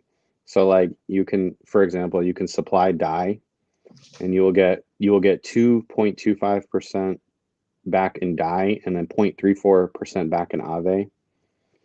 If you borrow, the borrow rate is the variable rate is 3.57%, and the stable rate is 12.47. So let me see if there's anything that's like. Where did you find that on their site? If you don't like, or what is it in the Aave protocol section, or where? It's on just markets. Markets. Okay, cool. Because then I'm going to try to look at that. So those rates are low, right? Is that like that's my perception of that relative to what I've seen? Yeah. It like I told you it was going to be low, and I haven't even looked in a long time. But just because of where the market is now, like yeah, it's going to be low.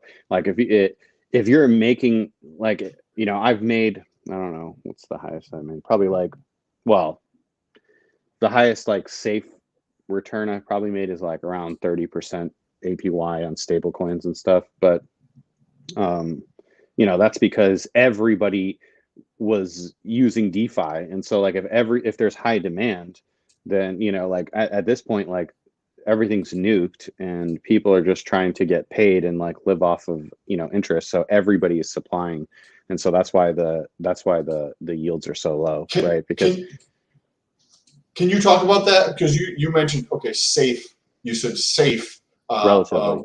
Relatively. So yeah, no, yeah, right, relatively, right. So I agree. So what? Like, I mean, because you look at things like on say pulsex, or you go to like coindix.com or something, or .io, and you see, or like over on PancakeSwap, and you see things, or even just on Uniswap, and you see people earning a substantially higher number than 3%, right? So can you talk about that a little bit? That discrepancy in terms of the yields? Like yeah. So you're saying where has higher yields? Like no. So I just want to hear your thoughts on that, because like I'm like, okay, well, why would I do this? Just because it's so safe, like it's just sitting there, kind of thing. Yeah, it really just depends. Like like what I've always said is that like HEX is the safest yield for because you're getting inflation, and the contract is essentially locked, right? And you have access to your keys at all times, and the liquidity is available to you when you want it to be, right? So like let's say you want to be liquid in a week, you stake for a week. If you want to be liquid in a month, you stake for a month. These other protocols are vastly different. So I could supply $1 million, right, in DC, right? Sam comes and borrows Sam supplies, let's just say 1,000 ETH, and he says like, I want your $1 million in USDC. So Sam supplies the ETH, takes my USDC. Well, now I have zero liquidity for my USDC, but Sam's paying me 20% interest, right? So if Sam doesn't pay the 20% interest when the loan comes due, then I liquidate his ETH, right? So that's the thing. Is like you're always giving up something. You're giving up either your keys, and like if it's a centralized platform, you're giving up your liquidity if it's a decentralized platform. So you're always making some kind of trade-off, and you just have to be aware of that. Why some places are higher than others, it really just depends. It completely depends on where the yield's coming from. Some places might be smaller ecosystems, and people might be willing to pay more. So like, I always said before, I was like, people are like, Wendy's, where are you yield farming? Where are you? And I'm like, I'm not telling you guys shit, because if I tell you guys that you guys are all going to flood in there and drain my APY, like I'm not doing that. Like I like making a lot of money. Do you remember what my promo code for your website is? Is it Gymrat? Gymrat 10 or Gymrat 15? I can't remember. Sorry, someone something like that. I'll just type it. Yeah. So John May asks us a question. Thanks, John, for asking the question and watching, and everybody else. I think all DeFi, like Aave, has counterparty risk. Am I wrong? Can you talk? So with Aave, you give up your private keys, right? Is that accurate? Can you talk about that risk? No, not. You don't give up your private keys, but like you have contract risk, right? You have contract risk from like the Aave protocol. Like something could happen with the contract, and then but like because it's been so battle tested, they have billions under assets. 18. It's a lot. It's been used a lot. I think the risk is substantially lower, and that's why I say like risk adjusted, it's pretty, and that's why the yields are low, right? The yields are low because so many people trust it, and they trust it more than other stuff, right? Because they still have their keys, they log in, they can get their yield, and they don't have to worry about essentially like getting rugged, right? Whereas like any other platform that just pops up, the risk of like contract failure is much higher, right? So same thing with like MakerDAO, right? MakerDAO is one of the first DeFi contracts. That shit's been battle tested. It's been used a lot, so you don't have to worry so much about the contract failing, because guess what? It has failed. Like it failed in the past, and so like that shit's all been fixed now, and so it's relatively pretty safe. So somebody and is there like, if somebody puts in $1 million and then somebody wants to borrow $1 million to the other, like what you just mentioned, BTC for USDC, is there like, can they borrow the full amount, or is it like they're cushion in there? Or there's essentially like a slight cushion, but yes, they can pretty much take most of it. And then is there a like? And you just have to basically like log in. Dude, there's been times where like I'm like, man, when am I going to get my money? And you just have to log in every single day and just be like, oh, is there any money available? Oh, here's 20 grand. Okay, let me pull that out. So is there a time frame? Mm-mm. So people can they can pay back at any point. Is that accurate? Essentially, as long as they don't get liquidated, yes. Okay. Because that's what that margin. Now, if somebody else, and somebody else like, so let's say I supplied $1 million, a guy supplied 1,000 ETH, and then took my $1 million, and then essentially like is doing his thing. It's been a year, and he still hasn't paid it back. If somebody else comes and supplies another $1 million in USDC, then I have access to that $1 million, and I can pull that. Oh, okay. So that's interesting. Yeah. So somebody could be like, okay, I want to use XYZ token to get into this pool to earn. It could be anything, right? Like it could be. So like, there's so many things that you can do. I mean, because like I said, it's money Legos, right? So like you could let's say you want to hold Bitcoin, right? And you're like, okay, I like that Bitcoin's like, Bitcoin just won't drop, right? Like no matter what happens, like Bitcoin just doesn't seem to like, it won't go below 30K. So maybe some people really like that, right? Like it's not dipping 80%, like as much as it should, it just won't, right? So people say, okay, I feel safe with that. So they get the wrap Bitcoin. Then they go into DeFi and they say, okay, well, I want the stability of my wrap Bitcoin, but you know, Wendy's wants to play. I want to play. I want to get some APYs. So I supply the wrap Bitcoin, and let's say I get ETH, okay? And so I take the ETH, and then maybe I'm like, okay, I'm going to go, there's a crazy yield farming program on this, you know, whatever. And so maybe I take the ETH and go like yield farm on, you know, some other protocol, and I'm making like very, very high APY. So like that's the thing that you could do. And at the end of the day, you still have your Bitcoin. So you're yield farming with like ETH and this other stuff, but you still have your Bitcoin. That's what I was thinking. And you could use your yield to pay back your shit, basically. Yep. If you, depending on how you disciplined you are, and if you're making money and nothing gets fucked up and all that details. Wow, that is awesome. Like, this is the first time I'm learning about this, and I like, you know, Wendy's, you know, I've only been here for 60 days, and I'm fucking loving it. It's awesome. It's pretty crazy, man.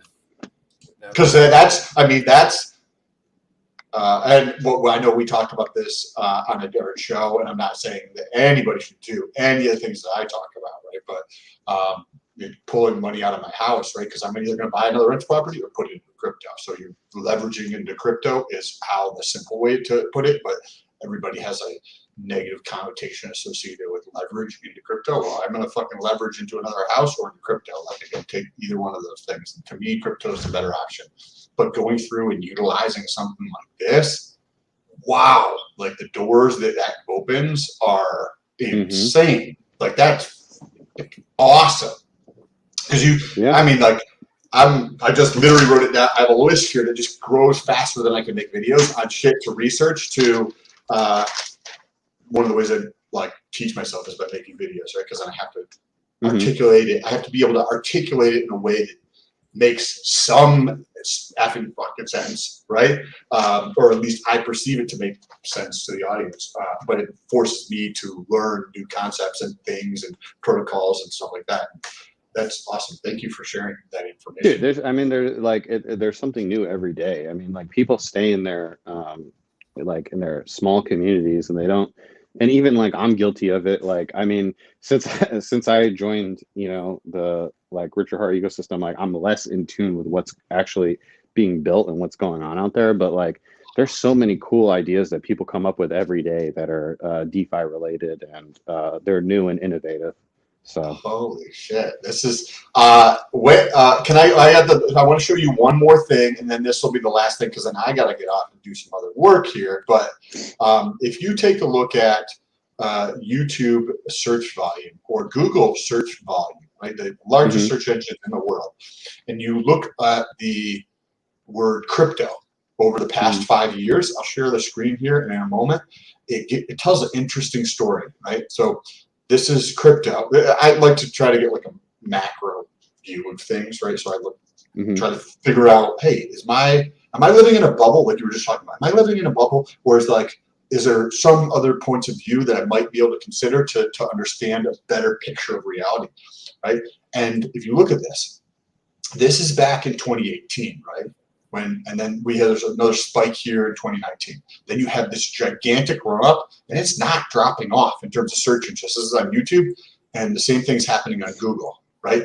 And I think this is what's also holding up Bitcoin, because there's a gargantuan amount. There's like 1.4 billion searches per day on Google. It's probably a billion, a little bit over a billion, or a little bit less than a billion on YouTube. And these are like, a lot of them are probably educational searches, in my personal opinion. Like, that's what's probably holding up Bitcoin. But the next bull run is going to be fucking stupid. Like, oh yeah, because there's going to be so many people. Man, it was funny because my sister was talking about it yesterday, and she was like, you know, when you were telling everybody about crypto, nobody wanted to listen. Like, it was this like very niche thing, everybody, like Warren Buffett was calling it rat poison. Like there was nobody in crypto. Now it's so easy to meet somebody like in crypto. It's actually hilarious. So it's very funny to be like that early into something that is going to clearly take over. Like, We're gonna call you Grandpa because you've been in here for so long, dude. I mean, bro, I remember when it was like less than 10,000 people on like the Ethereum subreddit. Like it was empty, and now it's like it's crazy. Like if you look at the old conferences, and I wasn't going back then because I was like grinding, but like Richard Hart's walking around, like Charles Hodgkinson's walking around, Gavin Wood, Vitalik, and they're all like essentially like plebs back then, and now these guys are all like multi-billionaires. It's insane. Yeah, no, this is like I'm thinking about Aave, and I was like the other strategy that I'm going through and refinancing, and it's like, wait a second, how can I apply this new information to be able to reduce risk and or increase the returns or withholding risk constant or something? And it's like, oh my God, like I'm, this is blown away. Like this stuff is, I'm super excited. I can't, people come talk to me in the gym, will ask me about shit. I'm like, you know about crypto, bro? Like it's just nonstop because I'm super excited about it. And I'm 60 days in. I can't, like, by the end of this year, it's going to be insanity. I'm very, very excited. So, I mean, it's something that like will really. My bad. Oh yeah, no, I mean, yeah, the next halving is going to be amazing. But yeah, I mean, it's like there's so many people that are literally living off of crypto that, I mean, it's like you can't take it for granted. Like it's something that can pay off so well if you and I mean, like, man, I can't tell you some of the people like I've met in Puerto Rico and stuff like that. It's a small island where like if you're out there, you're a winner in crypto, and it's crazy, man. And the things that are coming, the people that some of these people are onboarding and stuff. And it's funny because like Molly will like say stuff before like I would say something, But it's funny because like he'll say something and then like people are like, yeah, okay. Like they don't believe it or whatever. And I'm like, well, I was there for the conversation. Like I actually had the conversation. Motley, I just told Motley about it. And then, so I'm like, oh, this is 100% real. Like these people do have like this influence. And yeah, I mean, like literally we've had, conversations with multiple billionaires, that are entering crypto. So I've got a call later this week. I had the first call in terms of educating my. He's got a couple $100,000 of Bitcoin, but like he's not into understanding everything yet. So I chatted with him for like 30 minutes the other day and sparked his interest. And now he's, oh, by the way, we got to 100 live concurrent viewers. So what's up with that? But I got a call later this week with him because he's like, oh man, I got to learn more about this. I was like, yeah, you fucking do. You could literally take your bag and double it potentially, or at least get some return for not doing anything, but just by moving into an ERC, right, or something from your Bitcoin, because it's literally sitting there not doing anything for you. I mean, shit. Like I got, like I'm in the hospital for a week, and I get out, right, and I got thousands of dollars waiting for me in the form of this like second pulse doge. It's like for you tell people that like, oh yeah, I literally got like. And I'll tell you, like Hedron, I mean, one of my friends, like literally minted, I think like $300,000-$400,000 worth, a literal Lamborghini from an airdrop. Like think about that for a second. It's crazy. I have basically no money in crypto at this point, and I'm doing what you were doing a couple of years ago. What Abit was doing, right? I'm in that process right now, and I am super excited because I try to explain to people like because I've got like this much, right? And and then I'm like, oh yeah, and I get this other free shit. Like and try to explain that to people, and they don't understand free money, and because it's not something, right? They just don't get it. You gotta buy the Lamborghini, and then they'll be like, how'd you do it? Yep, that's pretty much. It's the only thing that gets people's attention. Once you buy some crazy shit that they ain't seen in a couple of years, they're like, the fuck is this?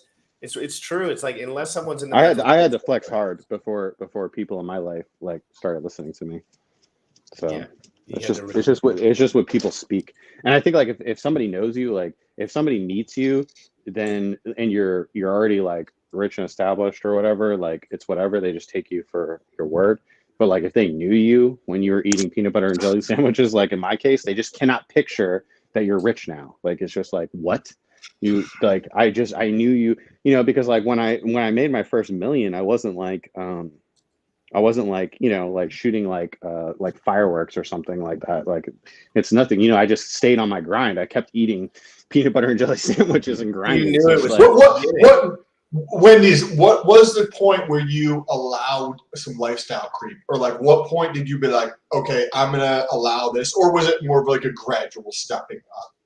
It was very gradual. I think it was like there honestly wasn't too much lifestyle. Like the first thing was just getting free, right? It was like stopping working. And I had friends that how did you find that? Like would you be like, I need to be making enough earnings in crypto to cover my burn rate, or was it to replace your salary?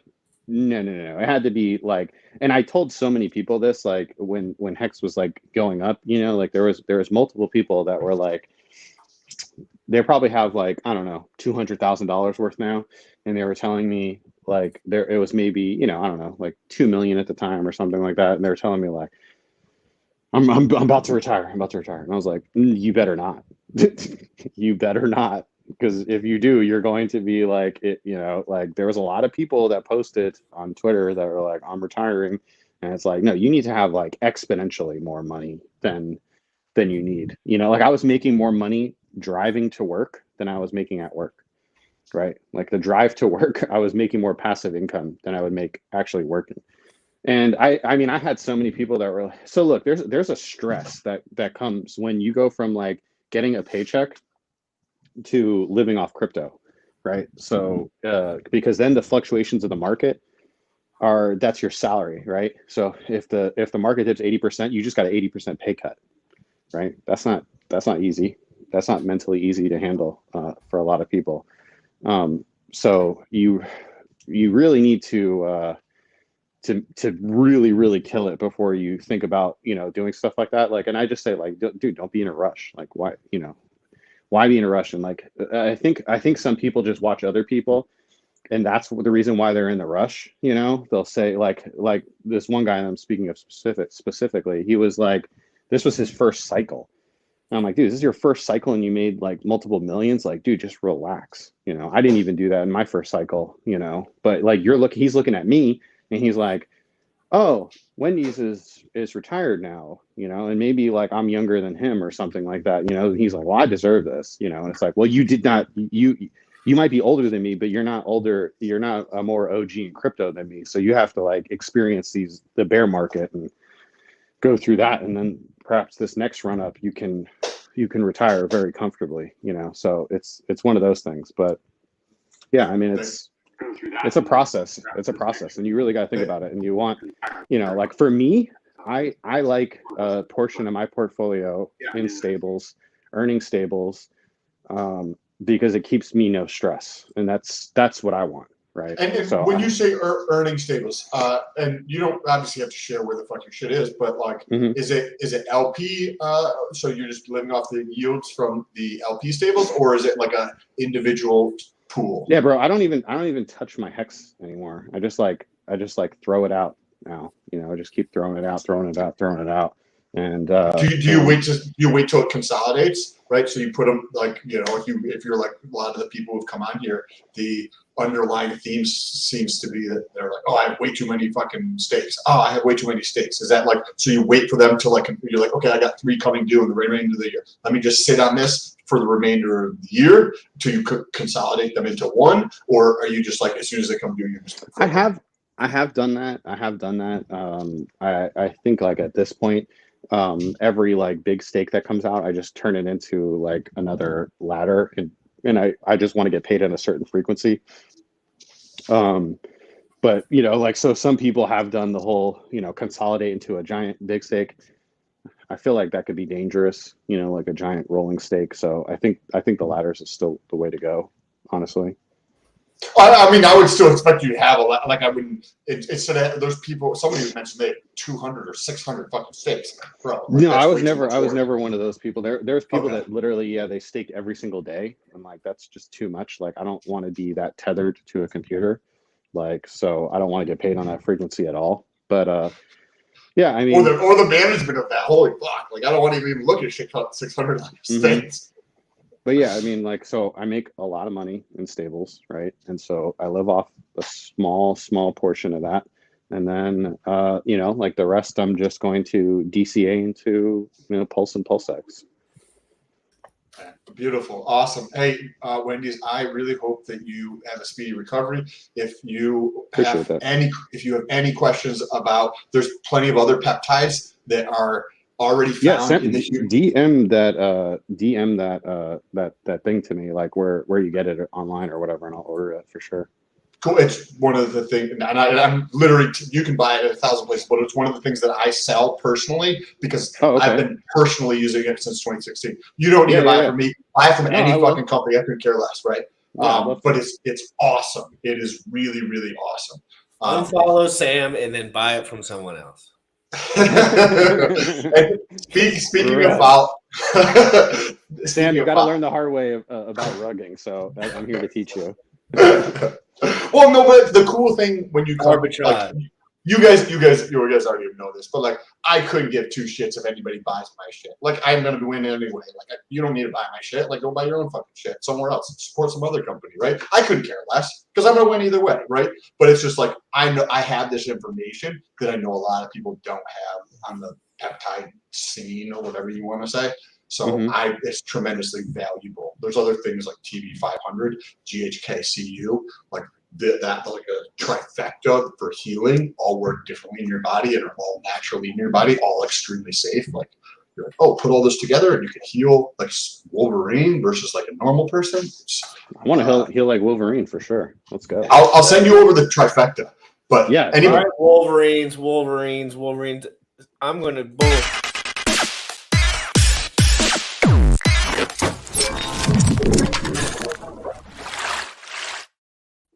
Oh, what's up, boys?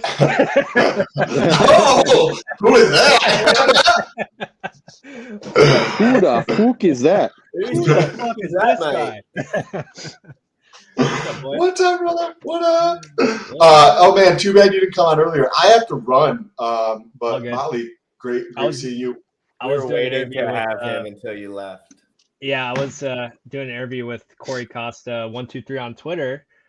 Check that out, guys. Later, he'll upload it later this evening, I think. But yeah, I was busy doing an interview, but yeah, I thought I'd swing by and hang out with you guys. I figured, Sam, you're at that time limit. You're one scheduled man. You have to go after a certain point, no matter how many burning questions you have left. Otherwise, I'd be here all day and I wouldn't get anything else done. But I will, if you or Wendy's, I've already talked to GRC about this, or anybody else, real quick, Shill, if you guys want to watch at 5 p.m. EST on my channel, we're going to go going live with HEX Orca.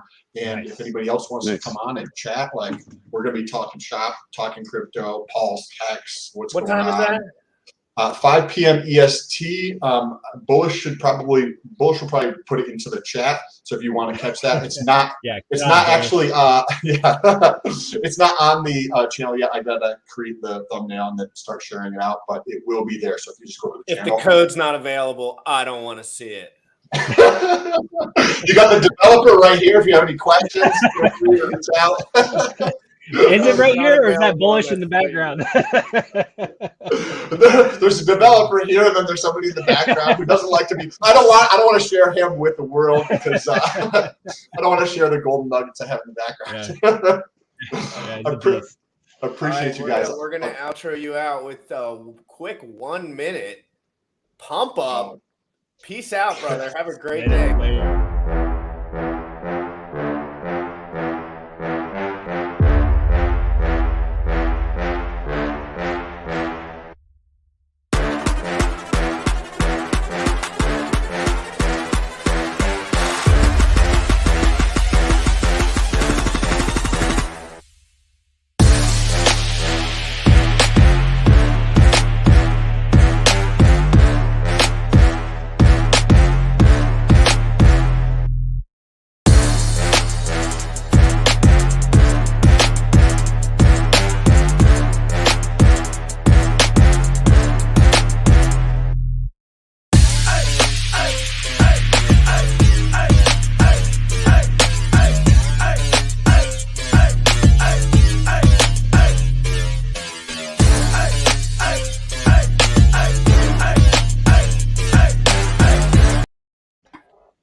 love the fat dude just curling at the end. I think that's my favorite part.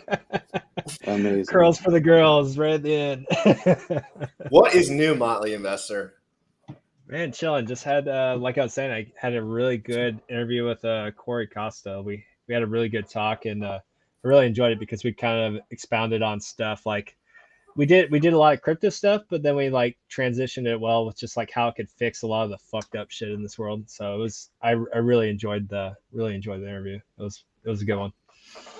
Hit the gym today, guys. No excuses. It's bulk. It's the community bulk for the next few days. Yeah, you got to bulk until May 1st, baby. Then it gets real. I told everyone today, I was like, the more excess fat you have, the easier it is to win. 100%. It's good. Dude, it's kind of it's a little twister, right? Because we're we're doing a fitness challenge, but it's just like, hey guys, become slobs right up till May 1st. Classic crypto freaking degens, like freaking gaming the system. Most people would just be like, this will be a healthy thing. We're like, fucking eat. I'm gonna win this. I'm gonna get fucking fat. Everyone's in my DMs, dude. Like, dude, I'm eating my ass off. Like, dude, I was eating lobster. I had like this bowl of like this beef broth and noodles. I had like 2 bowls of that last night. Some chicken. Like, yeah, Your wife went God mode last night, dude. I'm eating clean stuff. It is amazing, but I'm as much as I can consume. I'm going for it. That's what I'll probably be the biggest I've ever had. How rich do you have to be before you're like, okay, guys, obviously we're eating too many calories because it takes a lot of our time to like cook and be like make the best meals ever. It takes a lot of time, right? For everyone. Dude, bodybuilders struggle with that all the time because like they're looking at diets that are upwards of 5,000 to 8,000 plus calories. They got to get sponsored. They hate eating because it's work. Because I know a couple of my buddies that have done competitions and they're eating every couple hours, every hour, and they're just forcing like it's no longer for the enjoyment of food. If you ever want to like lose your love of food, go do a bodybuilding competition and just eat 8,000 something calories a day. I have zero desire to do that. Yeah, and that's the thing. Like the way that I do it, it's a lot different in genetics. Those guys are trying to have like the best physiques ever. Like Sam's more on that end of things, right? Like Sam wants to improve his physique every Sam's like literally like chowing down on like raw liver. I don't want raw liver and honey. Yum. Yum. That shit's pretty yummy though, dude. Is it? Yeah, dude. All that stuff's yummy if you don't eat a lot of. I'll try one bite. After that, we'll see. Liver and onions. You ever had liver and onions, dude? Come on, now. No. I've never fucked with liver. Guys. So yeah, no, we were talking about a couple things. We were talking about the not just the Aave fork, but the only reason I brought it up is because I was playing with the testnet last night, and they have a great testnet interface. So I was playing with it on the Pulse Chain testnet, and it's called a Fiat, PHIAT. Yeah, I know the anonymous person behind that project. He talked to me last night for 15 minutes, and he was very astute and very cool. Buckfoot. But I don't know who he is. He just seemed cool, but like. At the same time, there's going to be 100 of these platforms. Yeah. So it's like I'm literally just researching, guys. I'm not fucking banking on any. I just happen to talk to the guy and look at the testnet. That's the first Aave fork I've seen, and I know it's something Wendy's is talking about. That like we were even looking at doing it just because it was a necessary niche, right? Like it was one of the things that hasn't been necessarily built yet, or hasn't been spoken about being built yet for Pulse Chain. So it's cool that a community member is actually doing it because a lot of people will find use in that. And he's in Legacy Finance too. He's a CP or so that he has his whole background as far as what he told me was is CPA. Is that the word for it? Maybe I don't. What's the big test that everyone has to take that's real annoying that Sam always talks about, the CFA or whatever? That's something completely different. So CPA was right. I'm pretty sure if that's what he does. Bad. No, it could be a CFA. It just depends. Like I don't know what his job is, so like it could be anything. That would be you. He's a CFA. There he is. Yeah, he's a CFA. There you go. Whatever though. But at the end of the day, guys, Power City, all these fucking guys are gonna try to do this eventually. You know, it doesn't matter. It just matters safety. Like that's why when I'm always looking into stuff, I'm not like throwing any money around. I'm just asking guys like, oh. You get the base understanding, like, oh, you hear a few guys say, like, oh, that guy's cool. Then I ask a couple other guys and they're like, oh, he's cool. He's done, and then you just learn, right? Like, and then maybe 4 months down the line, I'm like, all those guys said he was pretty cool. This is looking pretty good. Everyone's kind of on it. Maybe now it's time for me to double check, right?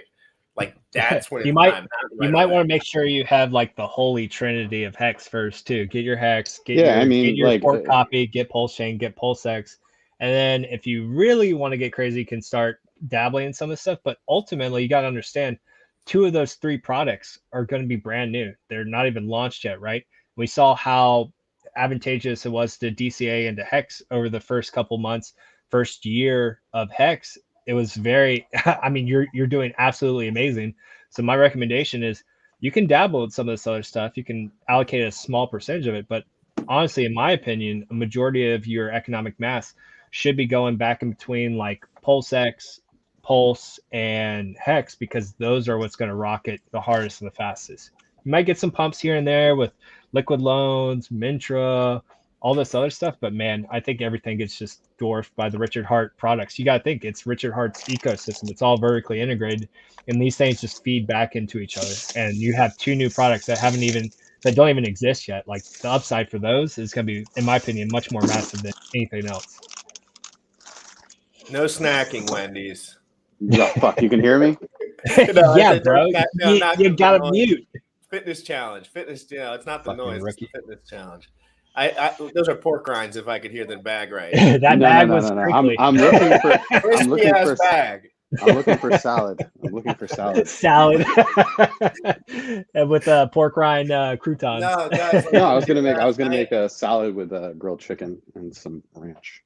Ooh, that sounds yummy. Yeah, so I don't eat, like I haven't eaten at all today. What time is it? It's 1:03. I'm gonna train right after this, and then I'm gonna start eating. So that's like how I do it in general, but that's just for work. My workload is so high right now for me, just for me. Everyone's different, right? But like for me, my workload is so high that I don't even want to bother looking at the kitchen, looking at food, looking at anything. And right when I eat, because I fast so long all the time, I get completely groggy. So like when you fast all the time, not when you fast a little bit, but like when you fast all the time for like months on end, then when you like eat a piece of bread or like someone gives you like a blueberry muffin in the morning or something, you're like wrecked. Like you're just like you're in a coma. Like you just ate a turkey dinner on Thanksgiving. Like, right. So you got to understand a lot about this, but what I'm going to be doing with everyone, this is going to be really crazy. I haven't told Sam this yet, but I stream every day. I'm going to be doing 3-day fasts twice a year.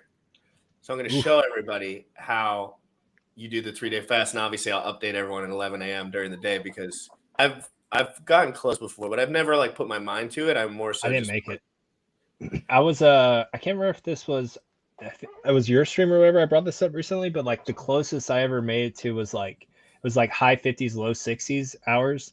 And then like I just started, evidently, I think I was just going cold turkey too. It's just water, but like people were telling me it's like you got to make sure you're like replenishing electrolytes and stuff, because like I started like I was good, like the hunger was completely suppressed. I didn't feel the need to eat, but like I was driving, I was like noticing myself like swerving a little bit, and it was just like a little like thought process was a little too cloudy, and then I was just like, okay, I should probably eat because you have to know beforehand. Right? Literally, the people that do it the best is like. Now that you guys are going to be way more stationary in your lives, I'm assuming that, you're probably figuring some stuff out right now. Sir, there's a fitness challenge coming up in 90 days. Stationary, my ass.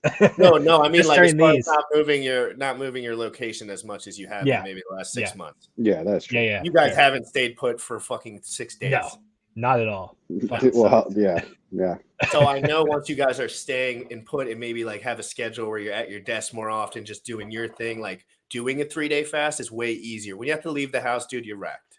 You can't do that. You literally can't leave the house when you're doing it other than just like the gym or whatever. But dude, I'm telling you guys, like it changes you. It changes everything. You have way more, you get a lot of understanding. It's like almost doing shrooms in a way. You just learn a lot of stuff that you didn't learn because you never experienced it before. You're kind of like, oh, wow. Like the body, like there was many men for years and years and years that starved.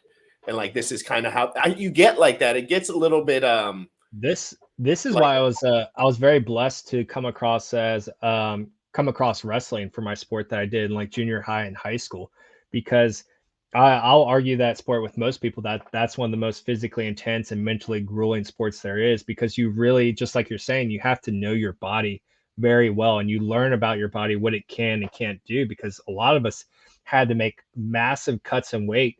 And unlike even stuff with MMA and UFC fighting, you have like a day to rehydrate and recarb and get all the nutrients back in your body and kind of reinflate and recharge yourself.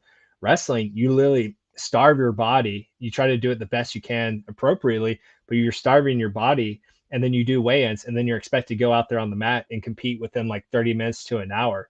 So like that was one of the best things I could have ever done, was getting into wrestling, just mentally and physically. That was a test, and you learn about your body too, like what it's capable of, what it can do, what it can't do, where your limits are. And yeah, if you never done sport before, wrestling was a good one, especially at a young age, to kind of essentially have a better intimate understanding of your body than most people do. You're muted, bro. There you go. Yeah, no, that's definitely pretty much it. You just get a more intimate relationship with your body, and you're not going off instinct so much. Everyone with their eating habits, they're very instinctual, right? Like, like if they see something, they'll get hungry, or if this happens, they'll get hungry, or if their wife comes in with food, they'll get hungry. But like, you have to just really train yourself to be like on that goal orient. It's hard too. Like when you're not single too. Like when I'm single, I'm gonna be trying to get pussy all the time too. So it's like, whoop, that was a little aggressive. For live stream. Excuse me. Nah, that's good. Nah, I know, my bad. But just keeping it real, sir. Keeping it real. yeah, no, like, No, but like for real though, so when you're proud of single, like you're like any moment I could just meet a random person and you could go down. So you're like, I would like to be tight as a drum. Dude, I was so proud of myself on the last interview. Like, I know some people say I cuss too much. I enjoy cussing. Came from the military and sports and all that stuff. Like we all Yeah, you're a cuss. sailor. And, yeah, I'm a sailor. And but it was funny during the interview. Like I kept catching myself a couple times. Like I would normally insert a curse word in there. I was just like, I'm gonna use something nicer. I think for the most part I got through it pretty clean, but I really had to like catching myself a few times. I was like, I feel like my grandma DMs. Yeah, grandma's like, in you're the a corner. star, you're so cool, great stream, and I'm like, you fucking pussy, and I'm doing steroids. I need pussy. I'm doing roids, and I'm fucking getting rich off crypto. No, but there is like, guys, the reason we're so happy all the time, us three probably, I can only speak for myself, I guess, but these guys, whenever I talk to them, they're in a good mood.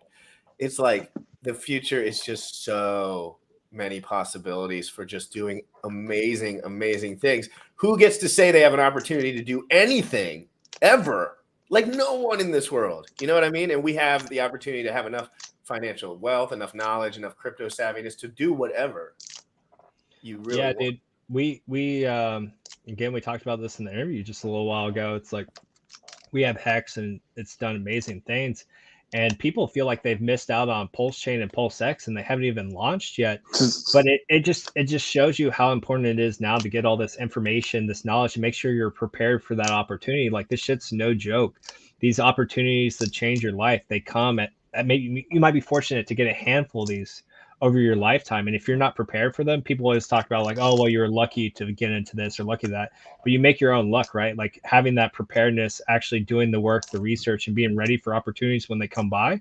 That's most of the battle right there. So like everyone right now, if you're not in Pulse Chain, pHEX, like, and even if you are, like, this is the time to get ready, make sure you're on testnet, playing with everything, knowing how to optimize your strategy, and get ready, because like we have another life-changing opportunity coming around the corner. If you're not ready for it, maybe you don't put enough money in it. Maybe you sell out too early. Maybe you get in permanent loss because you don't know what you're doing, providing liquidity.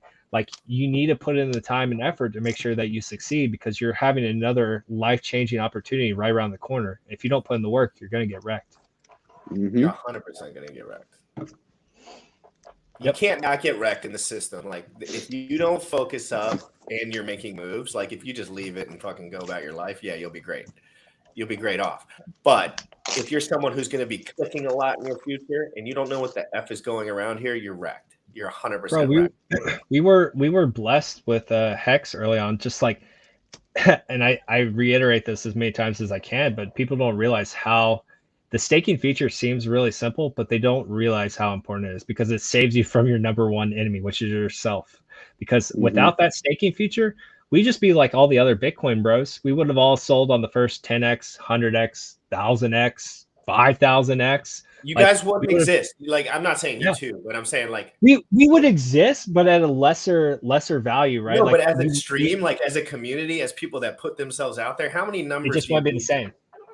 It It would just just won't be be the like same. everything else, probably, right? And this is why like I continue to harp on this and stress this with this new ecosystem coming in, because like I think Pulse Chain, PulseX will do amazing things, but you have to be prepared to put in the time and skin in the game as well. Like it's not a free ticket just to just be here and just ride it out, because like if you're not careful and like you think you can just quit your job when mainnet launches, like you're probably going to be in trouble. You don't have the right mindset for what's coming out, You because guys these laugh at things, those guys. You got, I mean, we yeah, all do, right? Like you just giggle and you're just like, go about your day, right? Because you're like, you don't yeah, have what it takes. You just think you're just they're, not they there yet as far as mentally. It has nothing to do with the size of your Well, bag. It has like I said before, it's because they're watching other people and they're not like, if you're, the thing is like you have to realize that we're all super blessed to even be in crypto, right?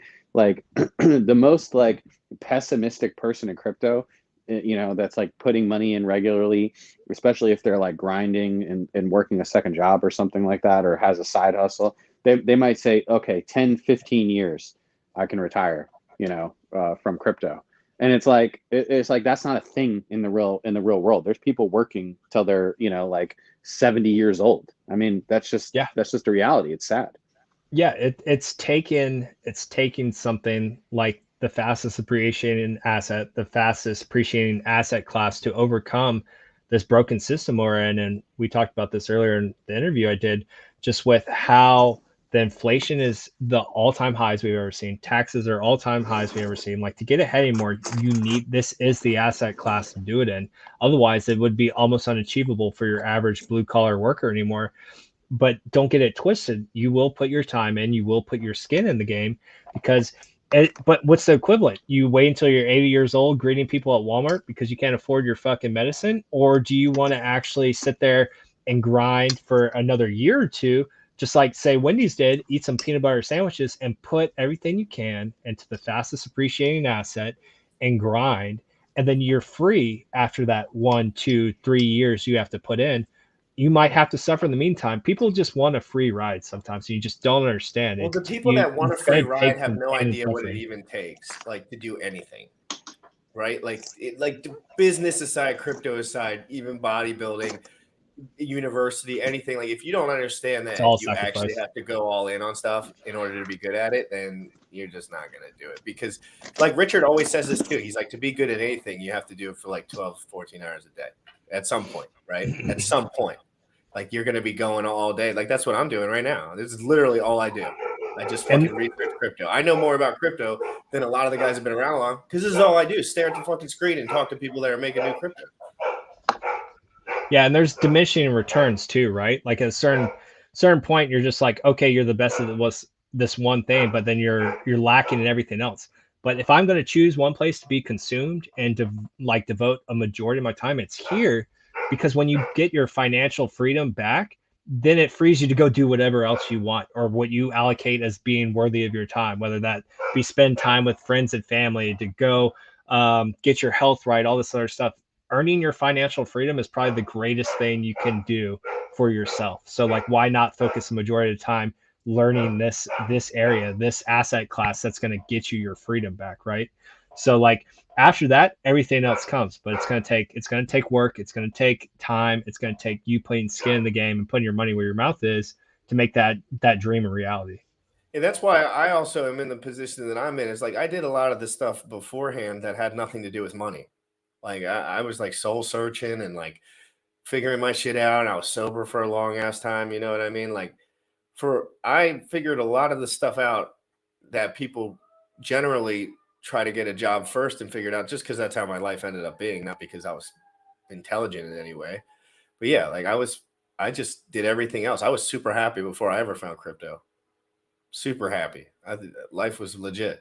Awesome. I was dating many people. I was having good relationships. I had good friends. I was going out a lot. Like I had a lot of money, or at least a lot of money to me at the time, and it was dope. So like when I found crypto, it was just doper. It was just like, oh, this is cooler than what I was doing before. Let me just do this more. And then obviously I quit my job. When I say quit my job, hey, I made $2,000 off the YouTube channel this month, so everyone can ask my D. Let's go. Doesn't mean you quit working. No, I work. You quit your job doesn't mean you quit I grinding. work There's a 24/7. difference. I am devoting the next 10 years to my life to working every single fucking day. Obviously, you know what I mean. Like I'm going to be active in the business world, is what I mean. Yep. Sorry about the dogs, guys. You're cool. Is that the one that you posted a picture of? I don't remember. No, you posted a picture of that poor doggy. Oh, the one I'm trying to get in Puerto Rico. Yeah, that's one of them. But she's quiet. It's the other. It's my mother-in-law's dog that's loud. Are you gonna go down there and feel bad for every dog that roams the streets? And try to bring them all to your crib. And Dude, say, I mean, no, because there is no dogs that roam the streets in our neighborhood. We live in like the Beverly of Puerto Rico. I've been in Puerto Rico. There's dogs everywhere. That's probably more like the Raccoon kind of area of the yeah. island. Yeah, the surfer area. But like now by us, there's not too many strays walking around. Yeah, I can't wait to go down there and chill out with you guys and freaking teach you guys how to surf and do all sorts of crazy shit, dude. It's gonna be sick. As long as you don't take me near any freaking reefs and rocks that I've seen out there, so I don't get. No, you gotta go down there and know the surf. There's beach break. So here's the lingo. Let me hit you with the lingo so you know. If somebody says there's beach break, that means there is no reef. Beach break, no reef. So just ask, is it beach? Say, is it beach break? Because they're either one or the other. The reef's always there or it's always not. Right? Yeah. So, yes. That's how reefs work. Yeah, beach break. So if somebody says it's a point break, that means that the wave always breaks at one point because there is a reef formed underneath of it, right? So it actually causes the wave to pushes the wave up. That's why if you take that was a good movie, by the way. Point Break. It's a good book too. Yeah. Anything you guys want to talk about? I see like anything in the crypto world, anything in the business world you guys want to mention before we get off here? I'm going to go rip the weights harder than every single fucker in my state. The Fed's meeting soon, isn't it? Like today or tomorrow or something really soon. Pay attention. So when that occurs, for interest rates or what? Oh yeah, they're probably going to raise it 50 basis points. So can they do that in one moment, Wendy's? Yeah. Like, do they just decide, okay, 50 basis point? Boop. Yeah, it'll be the greatest hike in like 20 years. But I mean, at this point, I feel like nothing can kill Bitcoin at this point. So I think even that might not send us below 30K. It'll hurt. It'll hurt though. Yeah, it'll hurt. It'll hurt. But like every single time, I don't know. Maybe I'm like lulled into like a sense of security now. But it's like every single time it gets hammered, it's just a buy the dip opportunity. It's happened every single time. You know, it's like boom, shit gets hammered and then it goes back up. You know. Like Ethereum could go to like 2,400 and then it's going to bounce back to 3K. So who knows? Bro, I just sold my last house. I'm about to sell my car, and I'll be primed and ready. Bring on the pain. And then sneak into your I got to sell mine like today or tomorrow. No, I can't wait. I'm so excited for you guys to do your thing, bro. Dude. Like, it's motivating. I'm selling my car. This is crazy, right? This just lets you realize how far inflation and the supply chain, everything's just gone out of hand. I'm selling my Ford Fusion. I bought, I think it's 2018. I've had it for a couple years now. I put on like 30 to 50,000 miles on it. I bought it for like a little over 14,000. I'm selling it for $17,900. Bruh, what?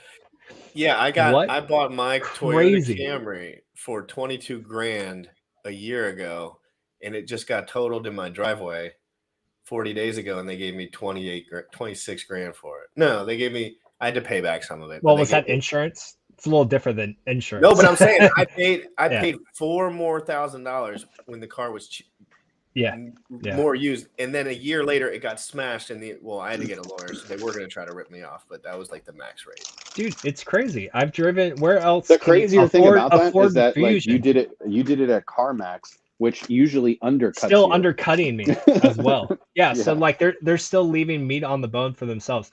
So I've had this car for 2 years, added 50,000 miles, and like anywhere else that would depreciate the hell out of it. And it's just a Ford Fusion.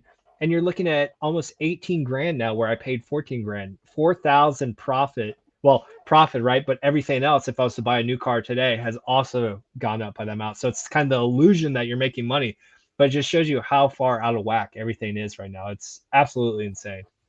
Yeah, and it's so disgusting to watch normies say that it's normal and it's how it always occurs and no big deal. And like all the normies in my life, and by normies I mean my loved ones,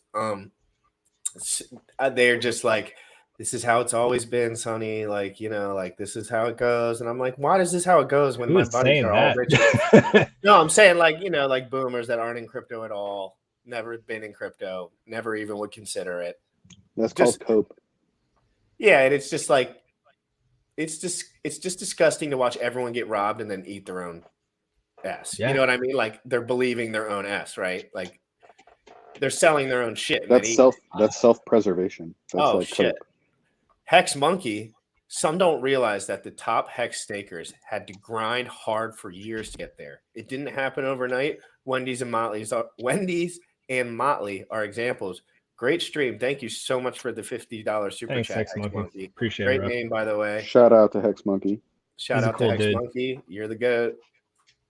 And I like your Yeah, man, it's crazy, right? And this is why we're so blessed to be in crypto. Not only crypto happened to find one of the best cryptocurrency that's ever existed, because it's bought us back our time. It's freed us, because everyone's just a wage slave these days, and you see it, right? Like everyone needs to work a 9 to 5 overtime. The spouses both need to be working just to stay above water. And so this is why we've kind of ended up in this like cancel culture era, because like everything's just become so, the scales have tipped so far out of balance.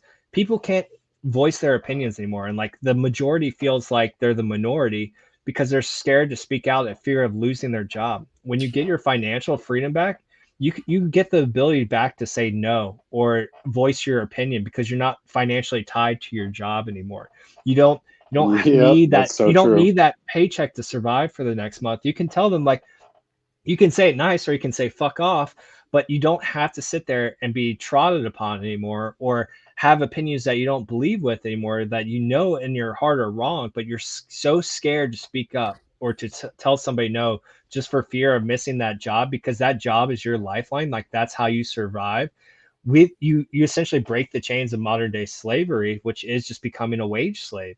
So that's why something like cryptocurrency and Hex is so important. It just gives people their freedom back, and people can speak their mind again, and you don't get all this bullshit censorship and scared to hurt someone's feeling just for the fear they're going to cancel your job and you can't fucking provide for your family anymore. Like it goes so much further. Enough money to freaking make businesses in this country too. Like for fuck's sake, they're going to just drain everyone until no one can start their own business anymore, right? Like, and now crypto is going to allow everyone who's smart enough to take advantage of crypto to have enough financial freedom to actually have a creative idea spring up in their freaking heads. Because when you're grinding, you don't do creative. You just do work. Like that's it. You don't think like, oh, you don't have time to have these ideas are flowing. You're like, man, if I have to do this for one more day, my boss is doing this. I have 17 emails. Like, oh, I make sure I get to the gym. Like, you can only have one priority other than work, like the gym or like crypto. This is why, like when we started Legion VC, like this is why we all kind of decided as a group to stick with staying in cryptocurrency, because all the money is to be had over here. Opening a business these days, brick and mortar, and trying to do all these other things, it's almost a recipe for failure. It's a disaster. Like, and what are you earning in return? A fiat currency that's getting devalued into oblivion. What they're saying 8.5%, but you know it's closer to like 15-20%, and then they give you all these crazy taxes on top of it. Why would I want to go in that business sector? Like, I want to stay in cryptocurrency. It's the only way to get ahead of the broken system that we're in currently. Like, it's, to us, it was a no-brainer to stay focused on this. Going into the legacy system is just crazy. Like, the only thing that we have that even touches legacy is hexmerch.com, and that's all just drop shipping and just simple stuff. So you don't actually have to do the brick and mortar, the inventory, all the crazy stuff, get away with 1 or 2 employees, and that's it. And even then, the gains are just nowhere near what you do in the crypto space. It's you have the any future of where overhead, we're you trending. can't outpace. If you have any overhead in your business, yep, all your profit can't margins outpace are gone. That's it. Like if you have $1 overhead, it's like, oh, we don't have any overhead over here. So that's it, Very right? little. Like, Yeah, there's a lot that well, no, goes you're in gonna R the and D championship, like, wise. fees, and that's it. There's a lot that goes in R&D wise when it comes to developers and audits and all that stuff that costs tens of thousands of dollars. But once you move past that and you have the intellectual property and it's able to just generate you money, just like Hex does with like a financial just printer, just printer goes burr, lay your head on the pillow at night. You don't have to worry about tenants or stuff breaking or the stock market crashing or closing or opening. It's a 24/7 perpetual just money generation machine that's not affected by man anymore, like the Federal Reserve that's so damn corrupted. Oh, They just we could talk destroyed about the U.S. dollar. the stress that we've had with banks, me and you, just this week. Yeah, My you God. finally got a taste of it. I've been there. Like you got a small taste of it just recently. So it's unbelievable. It's broken, man. Yeah, like it. So what Wendy's is talking about is so we're getting a place down in Puerto Rico and we're paying 6 months up front, which not the biggest fans of that. No, they basically like, oh, you guys are rich. Like, yeah, they got give us 6 months up front. they stuck the gringos a little bit, but that's all right. We just wanted the place, honestly. But so we're wiring the money. Funny enough, we thought Wendy's money went through, and the whole time it was mine. And it wasn't making any sense because I was like calling my bank, and they're like, "No, we sent it. It says it was received." Yada yada yada. And then turns out it was actually Wendy's wire that didn't go through. He didn't know about it. His bank didn't inform him. They thought it was like fraud or something. Like, oh well, we reach out to you, or you have to go in the branch to find out. Mm-hmm. And so then he's battling that, trying to send the money back again. And it just shows you I how went into the broken it branch. I went into the branch and they're like, "Oh, it's not fraud. The other guy's bank rejected the wire. Why? Why did they reject the wire? What do you mean? Well, we don't know. He's got to call his bank. Wow, what? Like, and then you have no means crazy. of communication when it's to the other institution too. Like when I was trying to figure out what the issue was and then found out it was actually my wire that had gone through, I'm like calling their bank, but since I'm not a member, like it took me forever to finally get a hold of someone. And then I just had to be like, whoa, don't hang up. Like I don't bank with you guys, but my bank sent your bank money and I'm just trying to get some cross information. I had to get the other guy on the phone to give permission so they can so I can listen in. And then we finally figured that out. And it should not be such a headache and just a mental fuck of going through and trying to send your money to someone you want to send your money to. Peer-to-peer transacting is like what crypto is based on. There should be no middleman in between you and your money. I love Hex so much because there is just code in between me and money. There is no human element. There is no corruptible human element in between me and my money. You put a third-party bank in the system, well, where's that money going to, Mr. Motley? It's like, you can go fuck off. It's none of your business. And they're like, well, we want to know if you're going to send that large amount of money. It's like, it's not your business. It is a privilege for you to have my money in your bank. But we got it so ass backwards now. We think that the banks are giving us like a benefit for letting us leave their money with them. It's like, no, they make money off your money in your bank. They should be serving you, not the other way around. But we bend over backwards now saying, can I please send my money to Mr. Wendy's for tendies, please? Or can I please get my rates raised? I know I have $100,000 in the bank, but can I please raise it above $3,000 so I can like buy more than the jet ski I really want? Like, please, Mr. Bank. It's like, no, fuck that. It is your money. You worked hard for it. You put blood, sweat, and tears. You shouldn't have to freaking show someone a picture of your asshole to get your goddamn money out. They're garbage. It's a broken system. And you're on mute again, bro. There you go. it's that fasting fog that's coming over you. I'm about to hit the gym, so I'm like checking my hand shakiness. I'm like, hopefully I don't need to. But I mean, I was going absolutely berserk yesterday. I'm so amped up by everyone in the community. It really helps me too. Like, it's not that easy to be amped up when you're already kind of fit. It's kind of not saying it's not fun to get more fit, but it's like you plateau. You plateau, you and bored. Then you need a drive, right? Like you have to find out what your triggers are. You have to figure out what drives you to get up in the morning, or put in that extra set, or put in that extra workout session, or tighten up your meal plan. Like you have to figure out something that motivates you, right? Cooking, and that's why motivates me a lot. Like when I go to the grocery store and get all the meats and all the veggies and all the everything. It's like I'm good for a couple of days of like making solid meals at my house by myself. But I also and then it drops off.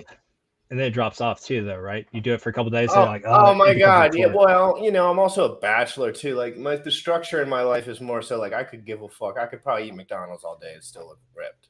But like I'm trying to do it for me, right? Like I'm trying to do it for like the health purposes, the organ health. Now, for me, it has nothing to do with being ripped. Like it's just like I want to be. How can I do this long term with the least effort as possible? This is for me because this is where I'm at. Like I can do 45 minutes a day and stay in this body probably for the next 10 years. Probably have to amp it up a little at some point. This is what I was telling Bram when he made this comment about your fitness challenge. Just like because he used to be really skinny, and I know he's overweight now. And I'm like, I want people like good people like Brand. I want their health to match their wealth, right? Like you want to be able to, if you have financial freedom and wealth now, like you should carry yourself the same way health wise, so you can enjoy it, right? So you get quality and quantity, like the things Richard preaches on. And like going back to what you were saying, like we have to find what drives us, what motivates us to do better. And like that's why I love you guys doing this fitness challenge, because for me personally, competition drives me so much. Like I am competitive as fuck. Like if there's a challenge and you're just like, all right, first, second, so third, fun. like go. So like I want to crush everyone. Like I want to crush all my friends so I can talk shit for the next however many months after. He'll turn anything into a competition. Hex has done it, and that's the guy that competes against me all the time. So fuck off. I mean, true. And we're all on the beach, and we're in price discovery, and everyone's just shredded. I mean, it's just gonna be glorious. Well, it's cool. I think Bullish mentioned it would be really nice at the end of this if we could do we could do a group meetup somewhere, and if a lot of us could like get in one place. Like I'm sure that would be a really cool like after photo, because it'd just be a bunch of just shredded yoked people that did an amazing job during your fitness challenge. So I think that would be really cool. Anyone who wants to get me going somewhere with a group of people, you just tell me where. All I gotta do is grab my laptop and dip it. Yeah, even doing like if every person like agrees, or like everyone agrees on like using the photos, like you could do a before and after, or maybe they're not comfortable with the before but they're really confident and excited about the after, and you could just do a whole collage of just everyone and the improvements they made. Like like that's stuff that never has happened in the crypto community ever. Like this is the first time anyone's ever done a crypto fitness challenge, because I checked the domains. No one cared to. So they don't usually coincide, right? Like fitness. No, they don't. Crypto. But I'm trying to make it so normal. Like my goal in this community, other than providing like dense content for like people to learn, is like I just want to make crypto and like just lifestyle just like the same thing. You know what I mean? I think that we can just almost like casual our way into being like crypto's just cool brand shit. You know what I mean? Like it's just dope. Like you know what I mean? To the point where maybe it's just more so like a casual thing. That's kind of how I've always thought about it too. So maybe that's just me. They should go hand in hand again, right? Like because your wealth it's about and your discipline. health should go together, because they both require discipline. They both give you a better quality of life. Like it's yin and yang. You need both to prosper. Delayed gratification. You can have all the money in the world and you could be the unhealthiest, most miserable person, and it's just going to amplify that, right? They say money is an amplifier of your current situation. You could be you could be super depressed, and like you could have millions of dollars, and like it could go to the point where like you just don't want to live anymore because your health isn't in place. And it goes the other way. You could be the healthiest person in the world, but you're over here grinding 9 to 5 and you can't spend time with your family or any of this stuff, and like you don't have freedom. You've given up your freedom. You might still be a healthy individual, but you don't have the freedom to do what you want to focus on anymore. So like they're synonymous in my opinion with each other. So it's very important. And that's why I love this fitness challenge that you guys are doing, because the community only gets stronger physically and mentally from this, and just good things are derived from that situation. Right. So like, I'm really excited for it. You turned it into a competition, which I love doing and I love winning. So like, I'm excited for it to go down. This ain't no giveaway, motherfuckers. This is a competition. This ain't no giveaway. We ain't no giving away nothing. Yep. There's no sorry. Yeah, you're gonna earn it. I want everyone to do well, but there ain't participation ribbons at the end. Like you're coming to win.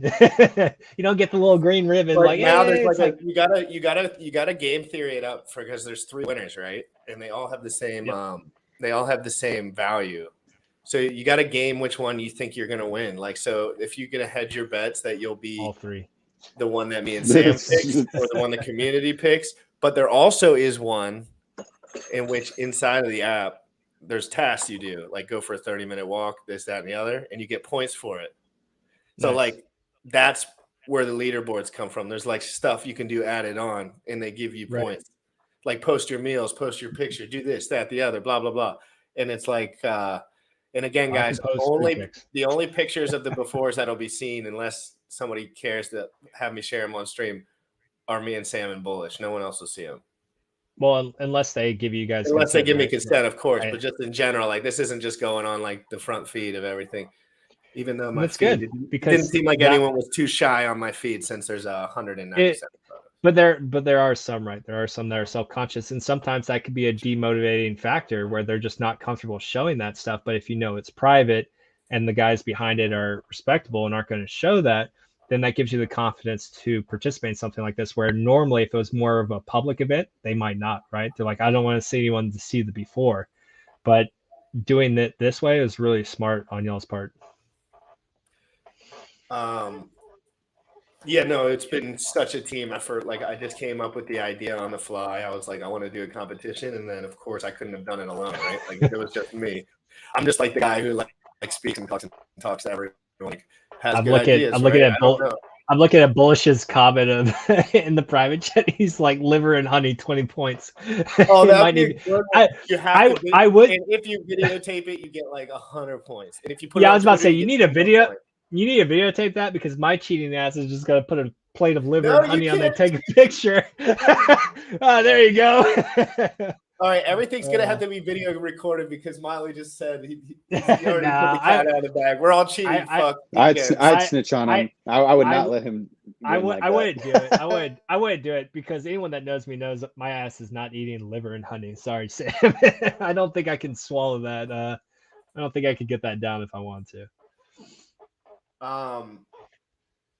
Yeah, great stream, guys. Amazing stuff. Sam got into the weeds. He broke Hex. His first downtime ever in Hex was when Sam was decoding it right there. First downtime. What He- what was the flavor of the month with Sam's questions today? it was just arbitrage, basically arbitrage, and like just He was yield talking farming. about like parity of like hex and pHEX. Yeah. Oh yeah, I still have to go through his video and see what his conclusions were. I Yeah. still have to go through his video, and I already watched. He the thinks video, he thinks so- like a 1-to-1 parity will happen. And I think that it won't. No, I disagree. I would love a 1-to-1 parity, but probably not what's going to happen, right? Like, I mean, and I think Wendy's and I have talked about this before. It's just like, I think pHEX will always probably lag behind, and there's nothing wrong with that. But it's just, I think just with the new shiny objects syndrome going on, the new ecosystem, and again, we're here to incentivize with the incentive token and LP rewards, but it's gonna be hard to keep it exactly a 1-to-1 parity. We'll see, but it should be interesting.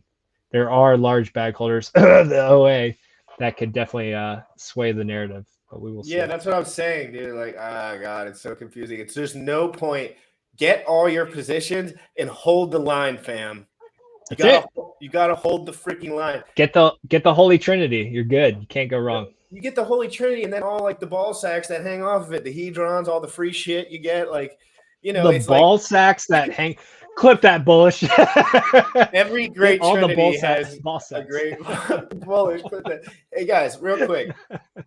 Okay, so Fashion Coder's stream is pending, so I'm gonna post the clip to her. You guys go over there and say GRC sent you. Everyone knows I got a little crush on Fashion Coder, so we can go over there and say GRC sent you. She's pending right now. So I'm about to get off. Sounds good. Raider. So yeah, raid her. Nope, we're not gonna say that either. Yeah. I know where you're going. We're just going to say that I hope everyone has a wonderful day. It's your boy, GRC. If you have not already signed up for the Crypto Fitness Challenge, we're getting close to 200. Well, I think we might be getting close to 175 now. Go to the description, go to everything that I own.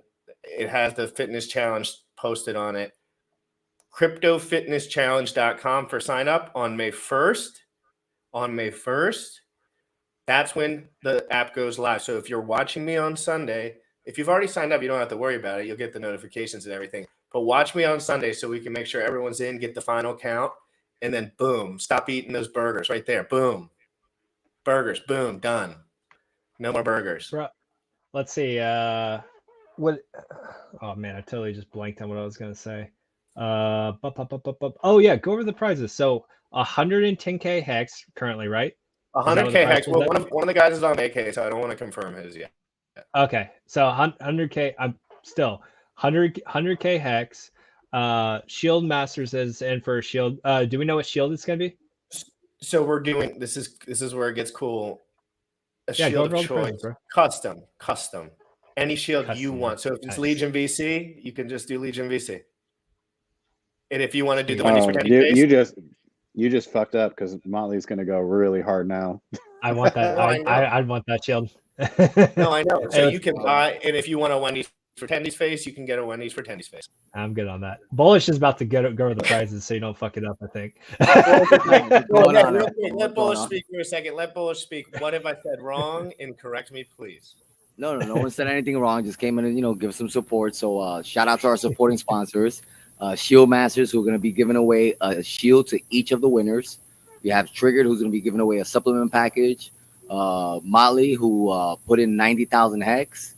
JPEG Junkie is going to be providing the achievement for NFTs, which is for every 30, 60, and 90 days. We also have a $500 store credit on hexmerch.com. And Marco the Hexican also threw in 100,000 hex. And just as a reminder, 100,000? Sorry, 10,000. My apologies. Oh, my apologies. Damn. I gotta look out for my boy Marco. Marco's I was like, damn, don't do my boy like that. At the moment, like, damn, Marco. There's a total of 100,000 like hex. $1 million. Okay. There is a total of 100,000 hex. After May 1st, the prize pool continues to grow. So make sure you sign up. But at the end of the day, it's not about the prize pool. Let's all get fit. Make sure we survive healthy to reach these 555. Facts. Well said. Wow, seriously, guys, what bag that you're gonna get for competing in this and then you doing look in well. the mirror Like, and my you're God, like, it's man, amazing. great. Yeah. And you create in the mirror and you get a big bag. And no one knows what that bag is going to be worth in 3 months. So imagine, whoo, whoa. And if I could read Very my true. DMs, we probably have more, but I can never look through them at this moment. Yeah, exactly. Because there's already a bunch of people contacting us that we need to. Too many people. Too many people with guys- stupid stuff. Though. If Jim Rat's not responding to you, just DM it to me and I'll forward it along. Because he's slacking. Yeah, you can Yeah, definitely no, reach out. I'm learning how to be a complete internet nomad. The transformation is happening. I'm like in and out of like real life. I'm like, Yo, check out Marco's comment right now. He said what? Oh my God, Marco's single now, guys. Man, Marco. Good job. Don't worry, Marco. Tell me why. I was like, hold up. Someone added an extra 0 there. So yeah, so that's for a total of 100,000 hex right now. And There we growing. go. Awesome. All right. Awesome. all right, guys. Well, this is where we end. I'm going to play the promo video to go. Don't forget to go to the fitness challenge. Thank you so much, Bullish, of course. The fitness challenge. Don't forget to sign up. It's 100% free, guys. This is all just like a little bit of an experiment for me. Obviously, Bullish knows what the F he's doing. Killing it. GRC don't know what the F he's doing, but I know how to do fitness. I know how to do meal prep. I know how to do everything in that realm. And I'm going to provide as much as I can in that realm because I think fitness is a lot easier than people want to think it is, right? I'm doing 45 minutes a day, guys. I'm freaking yacked, guys. 45 minutes. And that's only because my calories are low. The only reason I look like this is because my calories are low. You can take every steroid in the world and you're a fat boy if you're fat. Just get into your routine. Just get into your routine. Once you're in it, it's hard to start it. It's easy to fall out of it. Once you get that routine going, and like GRC said, it's pretty straightforward. Even if you don't have the cleanest diet, if you have less calories coming in than you do, less calories coming in than you have going out, boom, you'll shred up in no time. Still no Richard sign up, but I mean, he did retweet it on the Telegram, so he definitely is aware. Maybe he is signed up under an alias. Who knows? And just as a reminder, this is going to be for weight loss and weight gain. Transformation. It's transformation. So whatever your goal is, we'll have supplemental content. You're going to have the support from Jim Rat and Sam. So please sign up. This is not about, looking like Sam. It's whatever your goal is. Right. Dirty Dirty bulk until May 1st. Got it. All right, guys, I'm gonna play the video. Thank you two for being awesome members of this community. Probably some of the best guys I know. Literally, I'm running out of guys that I know, so that list is, should do about 7 to 10. So you guys are like, top 3. You, Sam, and Wendy's. Tangent, you're on that list, but you're calling the Bitcoin like 100K, so you're kind of off that list. Anyway, guys, it's your boy GRC. This is Crypto in the Morning. I'm coming at you live every day. I might be coming on with Maximus for an hour later just to talk to him about some stuff because that's a really cool thing that went on over there. If you really think about it, that was insanity. I mean, what happened? And I just want to talk about it to him a little bit, and I enjoy talking to him. So, guys, go over to Fashion Coder if you haven't already and tell her, say GRC sent me here. So GRC has a crush on you. Yeah, GRC there you has go. a crush on you, heart face. That's better. Go now and say it, and then if we get married one day, that'll be a cool story. Guys, I'll start from a stream raid. Later, guys. Let's play that freaking boom.